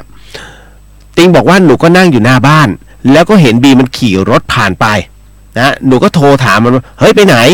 ไม่แวะก่อนบีมันก็บอกว่าไปซื้อเหล้าให้พ่อนะฮะแล้วหนูก็นั่งกับพ่อนะฮะที่หน้าบ้านเหมือนเดิมนั่นแหละแล้วตอนนั้นต้องบอกว่ามันเริ่มมืดแล้วบีมันก็ขี่รถผ่านไปอีกผ่านหน้าบ้านหนูไปอีกหนูก็โทรหามันไปไหนวะมันก็บอกว่ารีบไปรับแม่หนูก็บอกว่าไปรับแม่แล้วทำไมจึงเอาเด็กไปด้วยหลานมึงเหรอนะฮะบีก็เลยบอกว่าหลานไหนกูขี่มาคนเดียวนะคืออยากจะบอกว่าหนูกับพ่อเนี่ยเห็นเหมือนกันนะพี่เลียวว่ามีเด็กผู้ชายนั่งซ้อนท้ายเกาะเอวบีออกไปคือเห็นตั้งแต่รอบแรกแล้วล่ะซึ่งพ่อก็ไม่คุ้นหน้าเด็กคนนี้เหมือนกันนะฮะหนูเองก็เฉยนะฮะไม่ได้คิดอะไรพอขากลับเนี่ยปรากฏว่าบีเนี่ยมันก็แวะมาจอดไหว้พ่อหนูพร้อมกับแม่มันแล้วจากนั้นมันก็ขี่รถกลับไป นะบีบอกเดี๋ยวโทรหาคืนนี้แต่ปรากฏว่าอย่างนี้ฮะคุณผู้ฟังติงบอกว่าปรากฏว่าตอน2 ทุ่มนะฮะมีเสียงตามสายบอกว่าพรุ่งนี้เช้าเนี่ยให้ประชุมกันที่วัดนะฮะประชุมหมู่บ้านที่วัดเรื่องโรคไข้เลือดออกนะหนูกับพ่อก็เลยต้องออกไปทำความสะอาดพื้นที่ก่อนนะฮะเลยโทรชวนบีซึ่งมันก็ตอบตกลงตอนนั้นเนี่ยก็มีลุงป้าไปช่วยกันเกือบ10 คนแล้วบีมันก็ขี่รถมานะซึ่งพอมาถึงปรากฏว่าป้าน้อยเนี่ยแกก็บอกให้บีเนี่ยช่วยไปซื้อน้ำหวานมาเลี้ยงบีก็เดินมารับเงินแล้วป้าก็บอกว่ามึงขี่รถดีๆล่ะแล้วไปเอาลูกใครเข้ามาซ้อนระวังด้วยบีมันก็งงครับพี่เลียวมันก็บอกว่าหนูขี่มาคนเดียวนะป้าซึ่งตอนนั้นเนี่ยติงบอกว่าหนูก็เห็นพ่อก็เห็นลุงก็เห็นว่ามีเด็กผู้ชายเนี่ยนั่งรออยู่ที่เบาะรถมอเตอร์ไซค์มันแล้วบีมันก็ขี่รถออกไปพอบีมันกลับมาอีกครั้งหนึ่งเนี่ยมันก็มาหาหนูแล้วก็ดึงหนูไปด้านหลังมันถามหนูว่าเฮ้ยนี่มึงเห็นเด็กเหมือนกับที่ทุกคนเห็นหรือเปล่าหนูก็บอกว่าดิเห็นแล้วตอนนี้ล่ะเห็นเด็กหรือเปล่าหนูก็มองไปที่รถหนูก็บอกว่าไม่เห็นนะแล้วบีมันก็เปิดขออภัยนะคุณผู้ฟังปรากฏว่าบีมันก็เปิดให้ดูหน้าอกนะฮะแล้วให้ดูแล้วให้หนูดูนะพี่เลียวหนูตกใจมากเพราะที่หน้าอกของมันเนี่ยเป็นรอยจ้ำๆเหมือนโดนหยิกนะฮะบีมันบอกว่าเนี่ยมันเจ็บตลอดเลยตั้งแต่มันเอาลูกออกซึ่งหนูก็ไม่รู้จะช่วยมันยังไงแล้วมันถามว่าหนูจะกลับเมื่อไหร่คือหมายถึงว่ากลับเชียงใหม่เมื่อไหร่หนูก็บอกว่าอีก2 วันคือมันจะกลับพร้อมหนูพี่เลียวซึ่งก็ไม่ได้ว่าอะไรจนกระทั่งพ่อเรียกจะกลับบ้านหนูก็บอกเฮ้ยงั้นเดี๋ยวไปก่อนแล้วกันแยกย้ายกันนะฮะแล้วก็บอกว่ากูไปก่อนนะฮะปรากฏว่าพอบีพูดว่ากูไปก่อนนะมันก็หันหลังกลับไปที่รถมอเตอร์ไซค์ซึ่งหนูก็จะไปหาพ่อของหนูแต่พี่เลียวคะนะฮะติงบอกว่าพี่เลียวคะภาพที่หนูเห็นเจออยู่เบื้องหน้าตอนที่บีมันหมุนตัวค่ะมันมีเด็กเกาะอยู่ที่หลังมันค่ะซึ่งหนูช็อกเลยเรียกบีมันก็หันมาเหมือนไม่รู้สึกอะไรเลยมันก็บอกมีไรนะบีมันก็ถามแต่เด็กเนี่ยพี่เลียวที่หนูเห็นเด็กคนนี้ทำหน้าทำตาเนี่ยน่ากลัวใส่หนูนะฮะหนูก็เลยบอกอย่าลืมโทรหากูนะคือมันพูดไม่ออกพี่เลียวจนมันขี่รถออกไปป้าก็เรียกว่าคือทุกคนก็ตะโกนบอกเฮ้ยระวังเด็กตกรถด้วยมึงบีคือเด็กเนี่ยจะมาปรากฏตอนกลางคืนนะพี่เลียวส่วนกลางวันนั้นไม่มีแต่ก็ไม่ทุกคืนนะปัจจุบันเนี้ยผ่านไปแค่ไม่ถึงเดือนเด็กคนนั้นก็ยังอยู่นะพี่เพื่อนบางคนก็เห็นแต่เขาไม่แน่ใจพี่เดียวพอจะมีวิธีแก้ไขมิเอ่ยว่ามันเกิดขึ้นได้อย่างไรแล้วนี่คือผลของการทำแท้งใช่ไหมคะ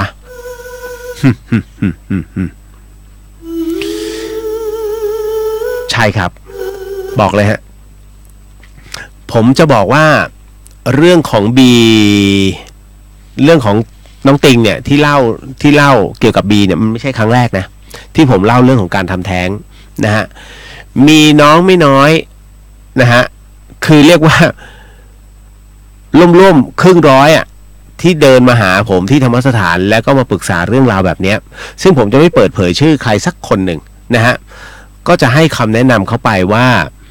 วิธีการเนี่ยวิธีแก้ไขมันยังไงแต่ผมจะให้น้องเขาไปสาบานต่อหน้าพระ3 ตนก่อนนะก็คือพระพุทธรูป3 องค์ที่ใต้ต้นโพของธรรมสถานว่าถ้าผมพูดออกไปแล้วห้ามทำอีกหมายถึงว่าถ้าเขาจะซุกซนเขาต้องระวังห้ามทำหมายถึงทำแท้งอีกนะฮะกรณีแบบนี้คือบุพกรรมเนี่ยมันสาหัสคุณผู้ฟังคิดเล่น1 ชีวิตที่มันอยู่ในท้องทำแท้งออกไปคุณจะแก้ด้วยพระสังฆทานซึ่งมีทิชชู่1 อันนะฮะถังน้ำพลาสติก1 ใบ มีขวดน้ำขุ่นนะฮะน้ำเปล่าขวดขุ่น1 อันที่เหลือมีน้ำขิงอยู่ซองนึงแต่อยู่เต็มกล่องอะไรเงี้ยฮะแล้วก็อะไรอีกหลายอย่างเต็มไปหมดแค่นั้นเหรอ1 ชีวิตมีค่าแค่นั้นเหรอฮะไม่ใช่เพราะฉะนั้นแน่นอนที่สุดคุณไม่รู้หรอกว่าเด็กที่มันจะออกมาเนี่ยมันคือใครถ้ามันออกมาแล้วเป็นอาชญากรเป็นฆาตกรอันนี้ถือว่าเสมอตัวแต่ถ้ามันออกมาแล้วเป็นผู้ชายแล้วปรากฏว่าเด็กคนนี้เรียกว่าเป็นอภิชาติบุตรบวชขึ้นมาแล้วได้ถึงเรียกว่าเป็นสำเร็จชั้นสูงสุดของเรียกว่าเจริญในธรรมแล้วสูงสุดแห่งธรรมะแล้วเอาง่ายๆพูดศัพท์คนคือเป็นพระอรหันต์แล้วสวยเลยนะโอ้โหคุณจะแก้ไงวะนะฮะถ้ามันโดนลิขิตมาว่าเด็กคนนี้ต้องบวชเท่านั้นนี่คุณซวยแบบขุดไม่ขึ้นเลยนะฮะซวยแบบไหนทำมาค้าไม่ขึ้นฮะชีวิตมีแต่ล่วงกับล่วงแล้วก็ล่วงไม่มีเจริญนะฮะแล้วถ้าสมมุติว่าเป็นผู้หญิงนะฮะและปรากฏว่าผู้หญิงคนนี้อาจจะมีบทบาทนะฮะสำคัญในประเทศไทยอย่างเช่นอาจจะเป็นประธาน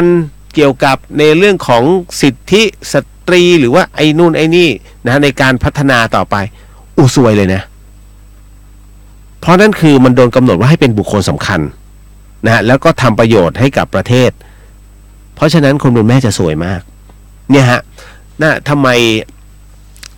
ไมก็ถึงได้บอกว่าเฮ้ยกรณีแบบนี้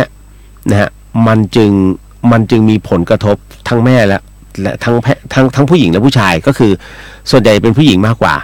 อย่างที่ผมพูดไว้ตอนต้นรายการนะว่าการทำแท้งนั้นนะครับมันขึ้นกับว่าที่อยู่ในท้องคุณมีวิญญาณแล้วหรือยังแน่นอนที่สุดคุณจะรู้ว่าท้องแล้วคือมันเป็นตัวแล้วไงคือถ้าเป็นตัวแล้วคือถ้าเป็นตัวอ่อนนั่นน่ะเขาเรียกว่ามีวิญญาณแล้วเพราะมันก่อร่างเป็นตัวแล้วไงเมื่อวิญญาณเข้าไปถึงคราวนี้จะมีการดิ้นเกิดขึ้นนะจะรู้สึกได้ลูกร้องนะเด็กเคลื่อนนะเนี่ยลูกกำลังสนุกสนานนะลูกเตะอะไรอย่างนี้เป็นต้นนั่นคือมีวิญญาณแล้วฮะเพราะฉะนั้นเมื่อมีวิญญาณแล้วคุณเอาเด็กออกปุ๊บแน่นอนที่สุดนี่คือการเขาเรียกว่าข้อ1แหละการฆ่าสัตว์ปาณาติบาตดังนั้นเนี่ยอันเนี้ยค่อนข้างสาหัสนั่นแหละแต่ถ้าสมมุติว่าเอาง่ายๆเมื่อตัวสเปิร์มมันฉีดไปปึกแล้วปรากฏว่าอันนั้นน่ะออกมานะถูกนำออกมาโดยที่ยังไม่ไปทำการปฏิสนธิโอเคอันนั้นถือว่าไม่มีวิญญาณไม่ผิดอันนั้นไม่ผิดนะฮะเพราะฉะนั้นในการที่เอาเด็กออกผิดทั้งในเรื่องของจริยธรรม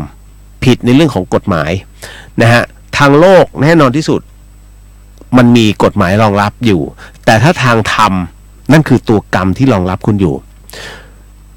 กรรมตัวเนี้ยมันจะส่งผลต่อเนื่องผมเคยเจอน้องคนหนึ่งที่ทำแท้งถึง3 ครั้งนะฮะแล้วก็เอาง่ายๆคือกำลังนั่งกินข้าวอยู่นะฮะตอนนั้นเป็นยุคแรกๆที่เขามีปฏิบัติธรรมคอร์สกวดวิชาของหลวงพี่ภาสกรเนี่ยแล้วผมมานั่งกินข้าวอยู่ปรากฏน้องคนนี้เดินมาอยู่ๆปุ๊บเปิดหน้าอกให้ดูเลยปุ๊บโอ้โหข้าวแทบพุ่งจากปากนะฮะคือมันเป็นรอยจ้ำเต็มเลยคุณเอาจริงนะไม่ได้ทะลึ่งนะฮะมันเป็นรอยคล้ายๆกับว่าจะบอกว่าคล้ายๆหยิกก็ไม่ใช่จะคล้ายๆดูดเหมือนกับเป็นรอยปากเด็กอะแล้วดูดเต็มตัวเลยคุณเอ้ยผมก็เลยถามว่าเฮ้ยแล้วเป็นอย่างนี้บ่อยป่ะว่าเป็นทุกครั้งแล้วทุกเมื่อไหร่ก็ตามที่อากาศเย็นเขาจะเย็นมากๆนะฮะเขาจะหนาวมากนะฮะเมื่อไหร่ก็ตามที่ฝนตกหนักมากๆเขาก็จะหนาวมากๆนี่คืออาการที่มันเกิดขึ้นนะฮะมันผิดปกติง่ายๆผมก็ไม่รู้หรอกมันคืออะไรแต่ว่าผมว่ามันไม่ได้เกิดการอยู่ไฟมันก็เลยเป็นแบบนี้แล้วหลังจากนั้นฮะคุณผู้ฟังมันมีหลายๆอย่างตามมานะฮะเขาเรียกว่า เมื่อทำแล้วทำอีกทำแล้วทำอีกตัวกรรมเนี่ยส่งผลไปกับตัวแม่ซะมากกว่าตัวพ่อแต่มันต้องรับผิดชอบด้วยกันทั้งคู่ฮะแน่นอนที่สุดตัววิญญาณนั้นจะเกาะเขาเรียกดูดพลังบุญ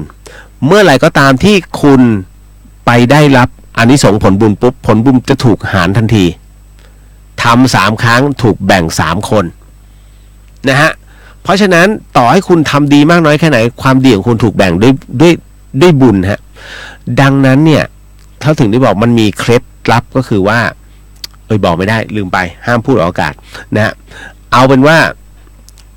คุยกันในอินบ็อกซ์ได้แต่เราจะไม่พูดอะไรมากมายนะตรงนี้เพราะเดี๋ยวพอพูดไปแล้วผมจะซวยเอาเป็นว่ากรรมเนี่ยมันสามารถชดใช้และชดเชยได้แต่คุณต้องไม่ทำมันอีกแล้วต้องทำความดีด้วยนะฮะเพราะฉะนั้นเรื่องราวตรงนี้ถามว่าแก้ได้ไหมมันแก้ได้แต่มันไม่หมดหรอกครับเพราะทุกชีวิตที่เสียไปมันคือชีวิตมันคือวิญญาณนะฮะเพราะฉะนั้นทุกอย่างเนี่ยเขามีเลือดเนื้อเชื้อไขเขามีจิตวิญญาณเขามีความรู้สึกทำไมไม่ต้องการเขาเหรอนะฮะไม่ต้องการแล้วทำไมแล้วต้องให้เขามาอยู่ในท้องทำไมในช่วงระยะเวลาหนึ่งจิตมันถึงกันไงคุณเพราะฉะนั้นเวลาคุณคิดอะไรคนเป็นแม่คิดอะไรลูกจะรู้คล้ายๆแฝดเลยนะฮะแต่ถ้าคนเป็นพ่อมันแค่มาแล้วก็ไปเต็มที่ก็แกล้งมันให้สะดุดเยอะแต่แม่จะโดนเยอะนี่ฮะความที่มันอยู่ในสายเลือดเดียวกันเนี่ยมันจึงเป็นอย่างนี้ดังนั้นจำไว้นะฮะเพราะฉะนั้นเด็กคนไหนหรือว่าน้องคนไหนเนี่ยที่เรียกว่าอยากจะรักสนุกคุณต้องป้องกันนะครับไม่ใช่ผมไม่ได้พูดเอามันนะแต่ถ้าผมไม่พูดแล้วใครจะพูดพี่เลียวพูดอะไรเนี่ยเรียกลามกจกกระเปดไม่ใช่ผมพูดถึงชีวิตความเป็นจริงของวัยรุ่นสมัยนี้เพราะถ้าผมไม่พูดแล้วจะรอสื่อไหนล่ะพูดฮะแล้วนี่งานพุทธศาสนาจะให้พระมาพูดเหรอโยมนะฮะพกเอาไว้นะโยมคอนดอมไม่มีเพราะฉะนั้นเนี่ยผมมาพูดกันตรงๆนะฮะจะทำอะไรคุณคิดว่ามีคนรออยู่ข้างหลังด้วยทั้งผู้หญิงและผู้ชายฮะนะครับอันนี้เรื่องนี้นะฝากไว้ก่อนแล้วกันนะฮะเดี๋ยวขออนุญาตนิดนึงมานั่งทักทายกันก่อนนะจ๊ะคุณณัฐพลสวัสดีฮะพี่เรียวสวัสดีครับผมอ่อนประชาสัมพันธ์มากคนที่เขาไม่รู้ก็รีบไปกดนะฮะอันนั้นเรื่องคุณพี่เพลินบอกว่าจนไม่จริงนะได้เงินมาก็กินเหล้ากันหมดนะครับฟังเรื่องนี้แล้วไม่สบายใจเลยเป็นเรื่องสังคมฮะพี่นะครับอันนี้ก็เลยต้องบอกก่อนนะมันมีมาแต่ไหนแต่ไรแล้วไอ้เรื่องราวประเภทนี้นะครับคุณราชาวดีสวัสดีฮะใน YouTube นะฮะสวัสดีค่ะพี่เลียวสวัสดีครับผมคุณวัฒนานะสวัสดีมีความสุขครับดูแลสุขภาพด้วยนะครับพี่เลียวผมเพิ่งฟื้นไข้ก็ฟังเสียงดูนะฮะมันก็ประมาณนี้แหละบอกไปแล้วมาเข้าสู่เรื่องราวต่อไปคือจริงเนี่ยนะ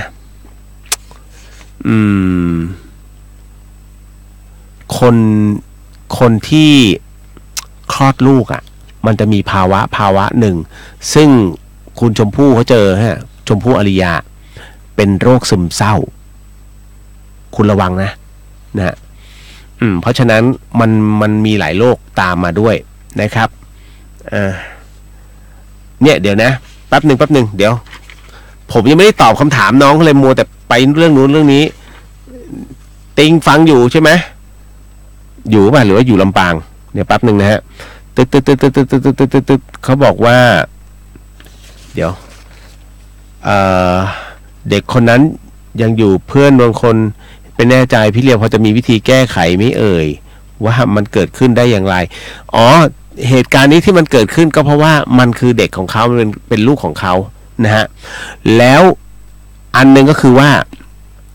เดี๋ยวนะคนที่จะรับกรรมในส่วนนี้ผมบอกก่อนถ้าคุณเป็นเพื่อนแล้วรับรู้ว่าเพื่อนจะทำแท้งแล้วสนับสนุนอย่างเช่นให้เงินไปนะฮะเฮ้ยไม่มีเงินว่ะอันนี้ขอหน่อยให้เงินไปหรือคุณไปเป็นผู้ที่เรียกว่ามีส่วนร่วมอย่างเช่นไปหาซื้อยาให้จัดหายาให้อะไรพวกเนี้ยโดนเหมือนกันนะ มันเหมือนกับผู้จ้างวานฆ่าแล้วกับคนลงมือฆ่าเขาเรียกว่ากลุ่มเดียวกันกรรมเหมือนกันการตัดรอนกรรมเท่ากันดังนั้นเตรียมตัวเลยฮะคนที่ร่วมสนับสนุนไม่เป็นไรเดี๋ยวกูอยู่เป็นกำลังใจนั่นแหละไอ้พวกนี้ตัวดีเลยฮะนะครับตัวโดนเลยเพราะฉะนั้นอย่าไปเกี่ยวข้องฮะถ้ารู้แค่รู้อย่างติงรับรู้ใช่ว่าเขาจะไปทำแท้งนะครับแล้วก็ไม่เจอเขาอีกนั่นคือแค่รับรู้เพราะฉะนั้นคุณแค่รับรู้ไม่เกี่ยวข้องกรรมไม่ได้ส่งผลให้คุณด้วยรับรู้จบนะฮะแต่ถ้าเมื่อไหร่ก็ตามบางคนเดี๋ยวบางคนจะถามต่อเฮ้ยยืมเงินหน่อยดิเดี๋ยวฉันจะเอาไปให้แม่หมุนเงินไม่ทันแต่ปรากฏว่ามันเอาเงินที่ยืมเนี่ยไปทำแท้งคุณไม่รู้ผู้ไม่รู้ย่อมไม่ผิดเขาเรียกว่าความผิดนั้นไม่สำเร็จคือมันไม่มีความตั้งใจนะฮะถ้าคุณตั้งใจที่จะทำแท้งอันนี้แหละเรียบร้อยฮะยากมากนะฮะถามดิครูบาอาจารย์ยังช่วยกันไม่ได้เลยฮะนะฮะแต่มันมีวิธีนะฮะมันมีวิธีอยู่แต่มันก็ต้องอาศัยตัวคุณด้วยวิธีและระยะเวลานะครับในเรื่องตรงนี้ผมช่วยได้ในระดับหนึ่งนะอินบ็อกซ์มาแล้วกันนะครับทำเป็นเล่นไปเรื่องนี้อีกอันหนึ่งเนี่ยที่อยากเตือนไว้นะครับแล้วผมเห็นหลายคนดราม่ามากอย่างเช่นกรณีของสมมุตินะคุณแม่คุณป่วยนะคุณแม่คุณป่วยอยู่ที่โรงพยาบาลอาการเนี่ยมันคืออาการเนี่ยปลอดภัยแล้วแต่สภาพเนี่ยดูแล้วโอ้โหหดหูใจมากสายนุ่นระยงระยางแล้วคุณคนเป็นลูกเนี่ยก็ไปนวดเฟ้นที่ขาตึกบีบนวดด้วยความกตัญญูแม่อย่าเป็นไรนะถ้าหนูเป็นอะไรได้แทนแม่หนูขอเป็นแล้วกันอย่าทำให้แม่หนูเจ็บปวดขนาดนี้คุณใช่ไหมอย่าขอเป็นแทนกรรมที่แม่คุณได้รับนะตอนนั้นนะน่าจะเป็นการชดใช้กรรมสิ่งใดสิ่งหนึ่งเกิดขึ้นการที่คุณขอให้ตัวคุณนั้นรับกรรมแทนแม่คุณกรรมนั้นอาจจะส่งให้คุณเกือบถึงตายหรือตายก็หรือพิการก็ได้ฮะเพราะฉะนั้นเนี่ยอย่าขอกันเขาเรียกกรรมใครกรรมมันถามว่าขอกันได้ไหมขอกันได้แบ่งเบากรรมได้นะแต่ถามว่าสมมุติคุณตายไม่มีปัญหาคือตายแล้วมันจบไงคิดว่าไม่ตายสมมุติว่าหนูเป็นอะไรได้ก็ขอเป็นแทนแม่ฟื้นแต่คุณพิการแม่เลี้ยงดูคุณอีกนะเห็นไหมตัวกรรมเนี่ยมันมีบิดตลอดเลยซึ่งตอบไม่ได้ฮะเรื่องราวแบบนี้เพราะฉะนั้นอันตรายมากเรื่องของกรรมอย่าทำเป็นเล่นนะครับมาไปต่ออีกหนึ่งเรื่องราวฮะเรื่องต่อมาเรื่องผีๆตลอดขออนุญาตเข้าจิงเกิลฮะแป๊บหนึ่งขออนุญาตกินน้ำด้วยสักครู่ฮะ 104.5 FM นะฮะวัดฝายหินเดอะเฮียนครับและ92 GFM พัทยาครับ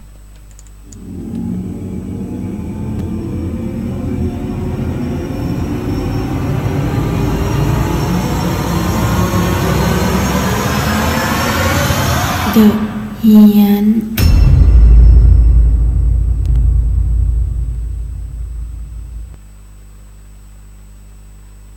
You are listening to 104.5 Radio.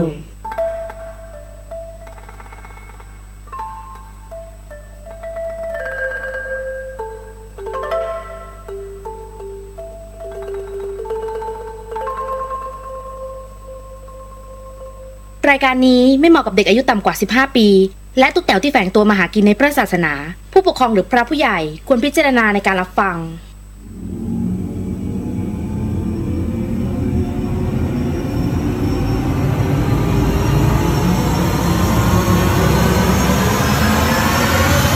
เดอะเฮียน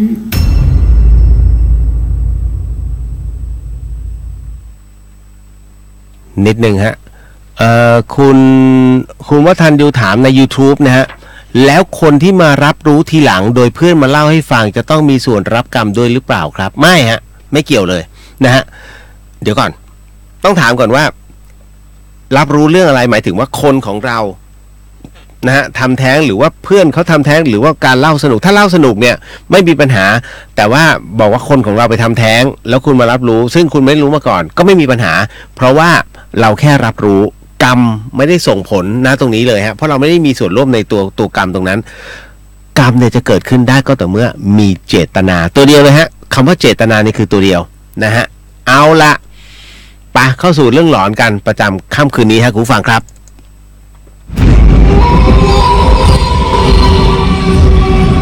ก็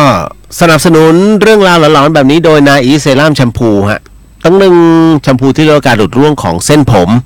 นะฮะและเรื่องราวที่ผมกำลังจะเล่าให้คุณผู้ฟังได้ยินได้ฟังเรื่องราวต่อไปนี้นั้นอย่าเชื่อฮะฟังหูไว้หูแล้วก็ใช้วิจารณญาณทุกครั้งในการรับฟังเรื่องราวประเภทนี้นะฮะข้อสำคัญอยากให้คุณผู้ฟังได้ฟังเป็นนิยายนะฮะไอทูนใช่ไหมอ่านว่าอะไรอ่ะต้นเหรอดีครับพี่ครับผม เอาละเรื่องนี้นะฮะเขียนและเล่าโดยคุณณัฐีสศิวิมลนะครับและเรื่องราวตรงนี้ที่คุณณัฐีสศิวิมลเป็นผู้เล่าเนี่ยเป็นเรื่องราวเกี่ยวกับวิญญาณนะฮะแห่งหนึ่งแล้วกันนะแต่ว่าอันเนี้ยมันเป็นเรื่องราวแบบฝรั่งหน่อยนะครับและณเรื่องราวตรงนี้ที่คุณณัฐีเป็นผู้เล่านั้นเขาเล่าว่า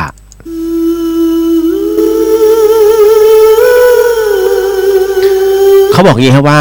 ที่โรงเรียนของเรานั้นเพิ่งเปิด English โปรแกรมได้เมื่อปีที่แล้วนะตอนที่กำลังจะขึ้นม.1 พอดีนั้นพวกพ่อแม่นะฮะผมก็ตื่นเต้นกันใหญ่ใครที่พอมีตังก็เลยพากันเอาลูกมาเข้าเรียนใน English โปรแกรมกันหมดโดยไม่แคร์ว่าค่าใช้จ่ายนั้นจะเพิ่มขึ้นมากมายขนาดไหนฮะผมเองก็ได้เข้ามาเรียน English โปรแกรมเหมือนกันเราก็ยังคุยกันในหมู่เพื่อนๆเลยว่าดูไปแล้วเนี่ยโปรแกรมภาคปกติกับ English โปรแกรมดูไม่ค่อยจะต่างกันเลยเนาะดีกว่าก็แค่ได้เรียนห้องแอร์กับเวลาเรียนภาษาอังกฤษก็จะมีครูฝรั่งมาสอนแทนครูไทยก็แค่นั้นเองครูฝรั่งของผมนั้นเป็นครูผู้หญิงชื่อว่าโซอี้หน้าตาน่ารักเหมือนตุ๊กตานะฮะครูโซอี้นั้นชอบร้องเพลงแล้วก็ชอบให้เด็กๆเล่นเกมครูโซอี้เป็นครูฝรั่งตัวเล็กๆผมสีน้ำตาลยาวเหยียดเลยนิสัยสุภาพเรียบร้อยดูไม่ค่อยเหมือนฝรั่งพวกนักท่องเที่ยวที่เราเคยเห็นก่อนที่ครูโซอี้จะมาที่นี่เนี่ยเขาก็ลือกันว่าเมื่อก่อนนั้นเคยมีครูฝรั่งที่โรงเรียนของเราอยู่คนหนึ่งเหมือนกันแต่เป็นครูผู้ชายผมกับเพื่อนๆพากันชี้ดูบอร์ดของโรงเรียนที่มีรูปของคุณครูที่ทำกิจกรรมโรงเรียนหลายๆอย่างนะมาติดมาหลายปีแล้วเนี่ยไม่ค่อยอัปเดตหนึ่งในรูปเหล่านี้มีครูฝรั่งคนนั้นติดมาด้วยคนหนึ่งเป็นผู้ชายผมสีทองเลยแหละรูปร่างสูงใหญ่ตรงกันข้ามกับครูโซอี้เลยนะกำลังยืนยิ้มเหมือนหัวเราะโชว์ฟันขาวขณะเล่นชักเขย่อดึงเชือกกันอยู่เป็นคนสุดท้ายของแถวครูคนนั้นชื่อว่าครูบ๊อบนะฮะท่าทางแกเป็นคนที่ใจดีนะทำไมเดี๋ยวนี้ไม่สอนที่โรงเรียนเราแล้วล่ะเพื่อนคนหนึ่งก็พูดขึ้นมานะฮะสอนได้ก็แปลกแล้วล่ะอีกคนหนึ่งตอบเพราะครูคนนี้ตายไปแล้วดิเห็นเขาว่าโดนหัวขโมยฆ่าตายในโรงเรียนนี่แหละตอนที่มานอนเวรที่โรงเรียนน่ะเมื่อก่อนโรงเรียนเขามีการจัดเวรให้ครูผู้ชายเนี่ยมานอนเวรที่เฝ้าที่โรงเรียนด้วยนะแต่ว่าตั้งแต่ที่ครูบ๊อบมาถูกฆ่าตายไปนั้นก็ไม่มีการนอนเวรที่โรงเรียนอีกเลยก็จ้างรปภ.กะกลางคืนมาเฝ้าแทนนั่นแหละนะฮะก็เป็นการคุยกันนะฮะน่าสงสารจังนะฮะเพื่อนคนแรกก็บอกแต่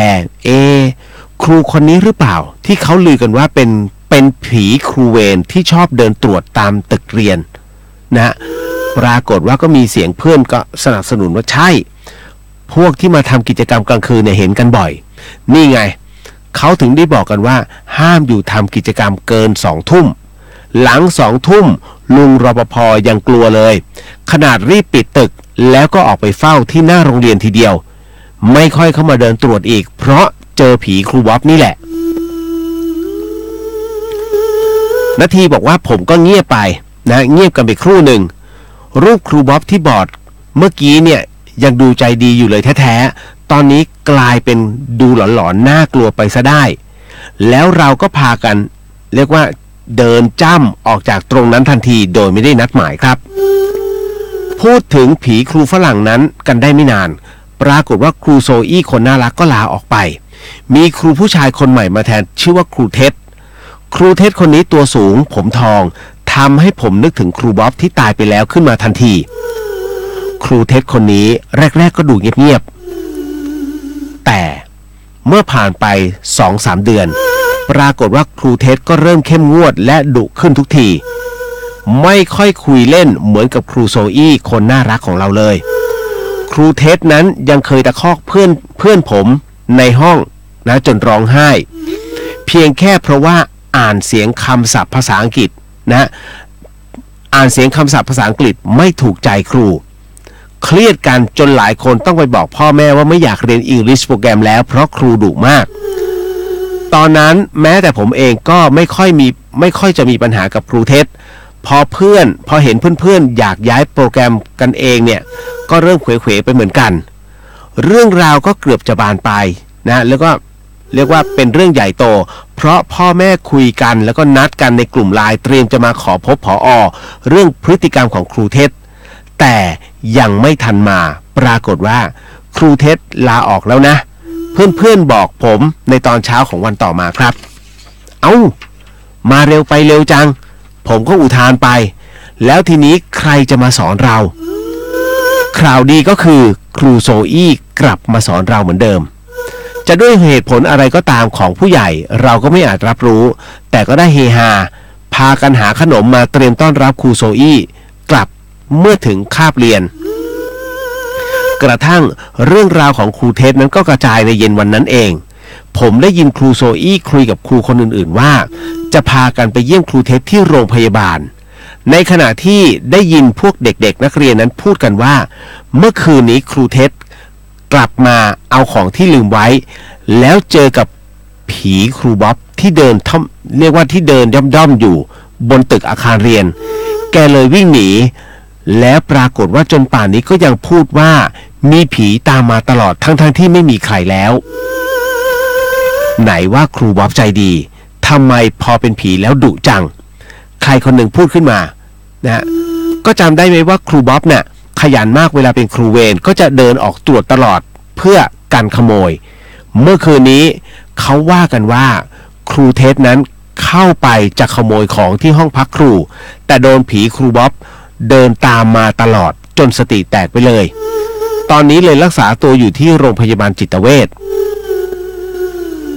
ผมมองไปที่ตึกข้างๆที่เขาว่าเป็นตึกเกิดเหตุใจก็หายวาบเมื่อมองขึ้นไปแล้วนึกถึงภาพใบหน้าขาวๆผมสีทองที่เรียกว่าเดินด้อมๆอยู่บนนั้นสัญญากับตัวเองว่าจะไม่มาทำกิจกรรมอะไรที่โรงเรียนหลัง2 ทุ่มเด็ดขาดไม่ว่าจะยังไงก็ตามนั่นก็คือเรื่องราวที่คุณณัฐทีสศิวิมลได้เล่าไว้ครับคุณผู้ฟังนั่นแหละฮะเรื่องราวทั้งหมดทั้งมวลคุณผู้ฟังครับเรื่องราวแบบนี้นะฮะเกิดขึ้นเนี่ยคือต้องบอกว่าครูแต่ละที่นั้นท่านมีความรับผิดชอบไม่ว่าอะไรก็แล้วแต่นะความรักความผูกพันจิตใจที่มีต่อเด็กนั้นจะมีรุ่นสู่รุ่นจริงๆนะคุณไม่ใช่ว่าอยู่ๆแล้วอยากจะมีก็มีไม่ใช่ฮะนะมันมีอะไรแบบนี้มาอยู่เรื่อยๆมันเหมือนกับคือมันก็มีหลายเรื่องนะไอ้ที่หลายคนเทใจไปรักสัตว์เกินไปอย่างเงี้ยผมเคยเล่าแล้วใช่ไหมมนุษย์ประหลาดคนหนึ่งที่สามารถระลึกชาติได้ฝันแล้วก็มีนิมิตนะฮะบอกได้หมดว่าคนนั้นคนนี้อยู่บ้านไหนเนี่ยตอนนี้มันตายแล้วมันเกิดไปเป็นปลาทู5 ตัวอยู่ในมหาสมุทรเนี่ยรอวันโดนจับแล้วก็ตายพร้อมกันอีกเพราะบุพกรรมที่มันทำไว้นั่นก็คือว่าตอนที่เขาสร้างเจดีย์สร้างกำแพงวัดเนี่ยนะฮะ ไอ้5 คนเนี้ยที่มันจะเกิดไปเป็นปลาทูเนี่ยมันก็กินเหล้าแล้วไม่ทำงานแล้วก็คอยเอาไอ้ก้อนหินเนี่ยคว้างใส่นะฮะคว้างใส่คนทำงานแค่เศษกรรมอะแค่นั้นนะคุณเรียบร้อยโดนเลยฮะแล้วต้องบอกว่าปัจจุบันนี้มีอะไรหนักหนามากนะฮะเดี๋ยวนะฮะคุณวัฒนาถามเพื่อนมันทำผู้หญิงท้อง5 คนแล้วก็พาไปทำแท้งทั้ง5 คนตั้งแต่สมัยเรียนที่รามแต่ผมเพิ่งจะมารู้จักกับเพื่อนคนนี้ได้4 ปีมันบ่นว่าทำไมมันค้าขายทำไมไม่รวยสักทีทั้งที่ขายดีทุกวันมันถึงเล่าให้ฟังครับแล้วทางแก้ไขมีไหมครับคือมีฮะแต่ว่าอันนี้ต้องให้เขามาคุยกับผมนะฮะอันนี้บอกไว้ก่อนมันโดนแบ่งครับจะบอกว่าขายดีแค่ไหนก็ตามอันที่1ผมไม่พูดถึงตัวบุพกรรมนะอันที่1ดูการจัดระเบียบการใช้เงินของเพื่อนคุณก่อนนะฮะอันที่2หมายถึงว่าด้วยระบบของการจัดการของเขาดีพอหรือเปล่าหรือว่าเขามีความอยากมากเกินไปหมายถึงเมื่อได้มาอยากได้นู่นอยากได้นี่ซื้อจนไม่มีเงินเก็บมันก็เลยไม่พอนะฮะพออันที่3เนี่ยเขาเรียกว่าค่อยมาดูตัวกรรมที่ถูกแบ่งโดยอันเนี้ยถ้าสมมุติว่าชีวิตนั้นค้าขายด้วยทำบุญไปด้วยนะฮะขายทำบุญกำไรมาทำบุญนิดนึงนะอันเนี้ยรับรองว่าขาดทุนจะน้อยลงขายดีแต่เริ่มจะมีเก็บมากขึ้นแต่อาจจะไม่เยอะเท่าไหร่เพราะมันถูกแบ่งไปให้กับตัวหารดังนั้นการทำบุญเขาจึงเลือกดูนาบุญนะฮะทำกับพระรูปนี้ก็จะได้บุญแค่นี้แต่ถ้าทำกับพระสุปฏิปันโนนะฮะผมยกง่ายๆกับครูบาดวงดีวัดบ้านฟ้อนนะฮะท่านอายุ104 ปีนะฮะก็จะ105 ปีแล้วล่ะครูบาดวงดีท่านนะฮะท่านจะอยู่ในห้องกระจกวัดบ้านฟ้อนตรงหางดงเนี่ยนะฮะทางขึ้นเสมิงเนี่ยฮะจะกราบไหว้ได้เป็นเวลานะฮะหลวงพี่จิมท่านเป็นพระอุปถากอยู่นะฮะอันนั้นน่ะถ้าคุณทำบุญกับหลวงปู่ท่านนะครับค่าของเงินที่ทำไปเนี่ยมันอัพทันทีเขาเรียกค่าบุญมันจะอัพทันทีเพราะฉะนั้นการเลือกเนื้อนาบุญที่ถูกต้องนะครับถือว่าคุณได้กำไรชีวิตค่าตัวคนไม่เท่ากันนะคุณดูได้อย่างเงินเดือนแต่ละคนเนี่ยที่คุณอยู่ในโรงงานเดียวกันเนี่ยฮะคุณเชื่อไหมไม่มีใครบอกความจริงหรอกว่ามึงได้เงินเดือนเท่าไหร่นะฮะเงินเดือนบางคนเนี่ยอาจจะเท่ากันแต่บางคนที่อยู่ในกลุ่มคุณเนี่ยอาจจะได้เยอะกว่าแต่เขาไม่พูดเพราะอะไรก็เพราะว่าแรกเรื่องของการเขียนใบสมัครเขาจะให้เขียนว่าต้องการเงินเดือนเท่าไหร่ถูกไหมเสร็จปุ๊บเป็นหน้าที่ของฝ่ายบุคคลในการต่อรองว่าเยอะไปนะฮะแรกๆเอาเท่านี้ก่อนถ้าผ่านโปรปุ๊บเนี่ยเดี๋ยวเพิ่มให้แต่เพิ่มให้ไม่ถึงหรอกนะเพราะฉะนั้นเนี่ยพอตรงนี้เสร็จปุ๊บเนี่ยค่าตัวมันไม่เหมือนกันเขาเรียกบุญที่ทำมาเนี่ยเปรียบง่ายๆคือแค่นี้เอาแค่เงินเดือนนั่นคือค่าตัวของคุณก็คือค่าตัวบุญของคุณเนี่ยแรกเริ่มแค่นี้เช่นเดียวกับพระผู้ปฏิบัตินะฮะพระใหม่อาจจะปฏิบัติดีปฏิบัติชอบเขาเรียกบุญเก่าท่านมีเยอะปฏิบัติปุ๊บเข้าใจในพระธรรมปุ๊บจบเลยเป็นพระสุปฏิปันโนทันทีแต่จะเป็นพระสุปฏิปันโนได้ไม่ใช่อยู่ๆแล้วบวชปุ๊บฉันเป็นพระสุปฏิไม่ใช่จะต้องมีครูบาอาจารย์นะฮะแล้วก็มีคณะสงฆ์นะเขาเรียกว่ารับรองคือท่านต้องลองแสดงธรรมะให้หลายๆรูปนั้นได้กระจ่างก่อนว่าสิ่งที่ท่านเข้าใจแบบนี้แล้วคณะสงฆ์นั้นเห็นพ้องต้องการตามแล้วจะเป็นที่ยอมรับฮะแน่นอนที่สุดด้วยธรรมะอย่างเดียวไม่ได้ต้องมีเรื่องราวของจิตเข้ามาด้วยผมไม่รู้ครูบาอาจารย์เนี่ยที่ในสมัยก่อนเนี่ยที่ท่านรับรู้ซึ่งกันและกันรูปหนึ่งอยู่อันนี้เล่าเรื่องนิดนึงนะรูปหนึ่งอยู่สกลนครครูฟังรูปหนึ่งอยู่อุดรธานีอีกรูปหนึ่งอยู่เชียงใหม่3รูปนี้สกลนคร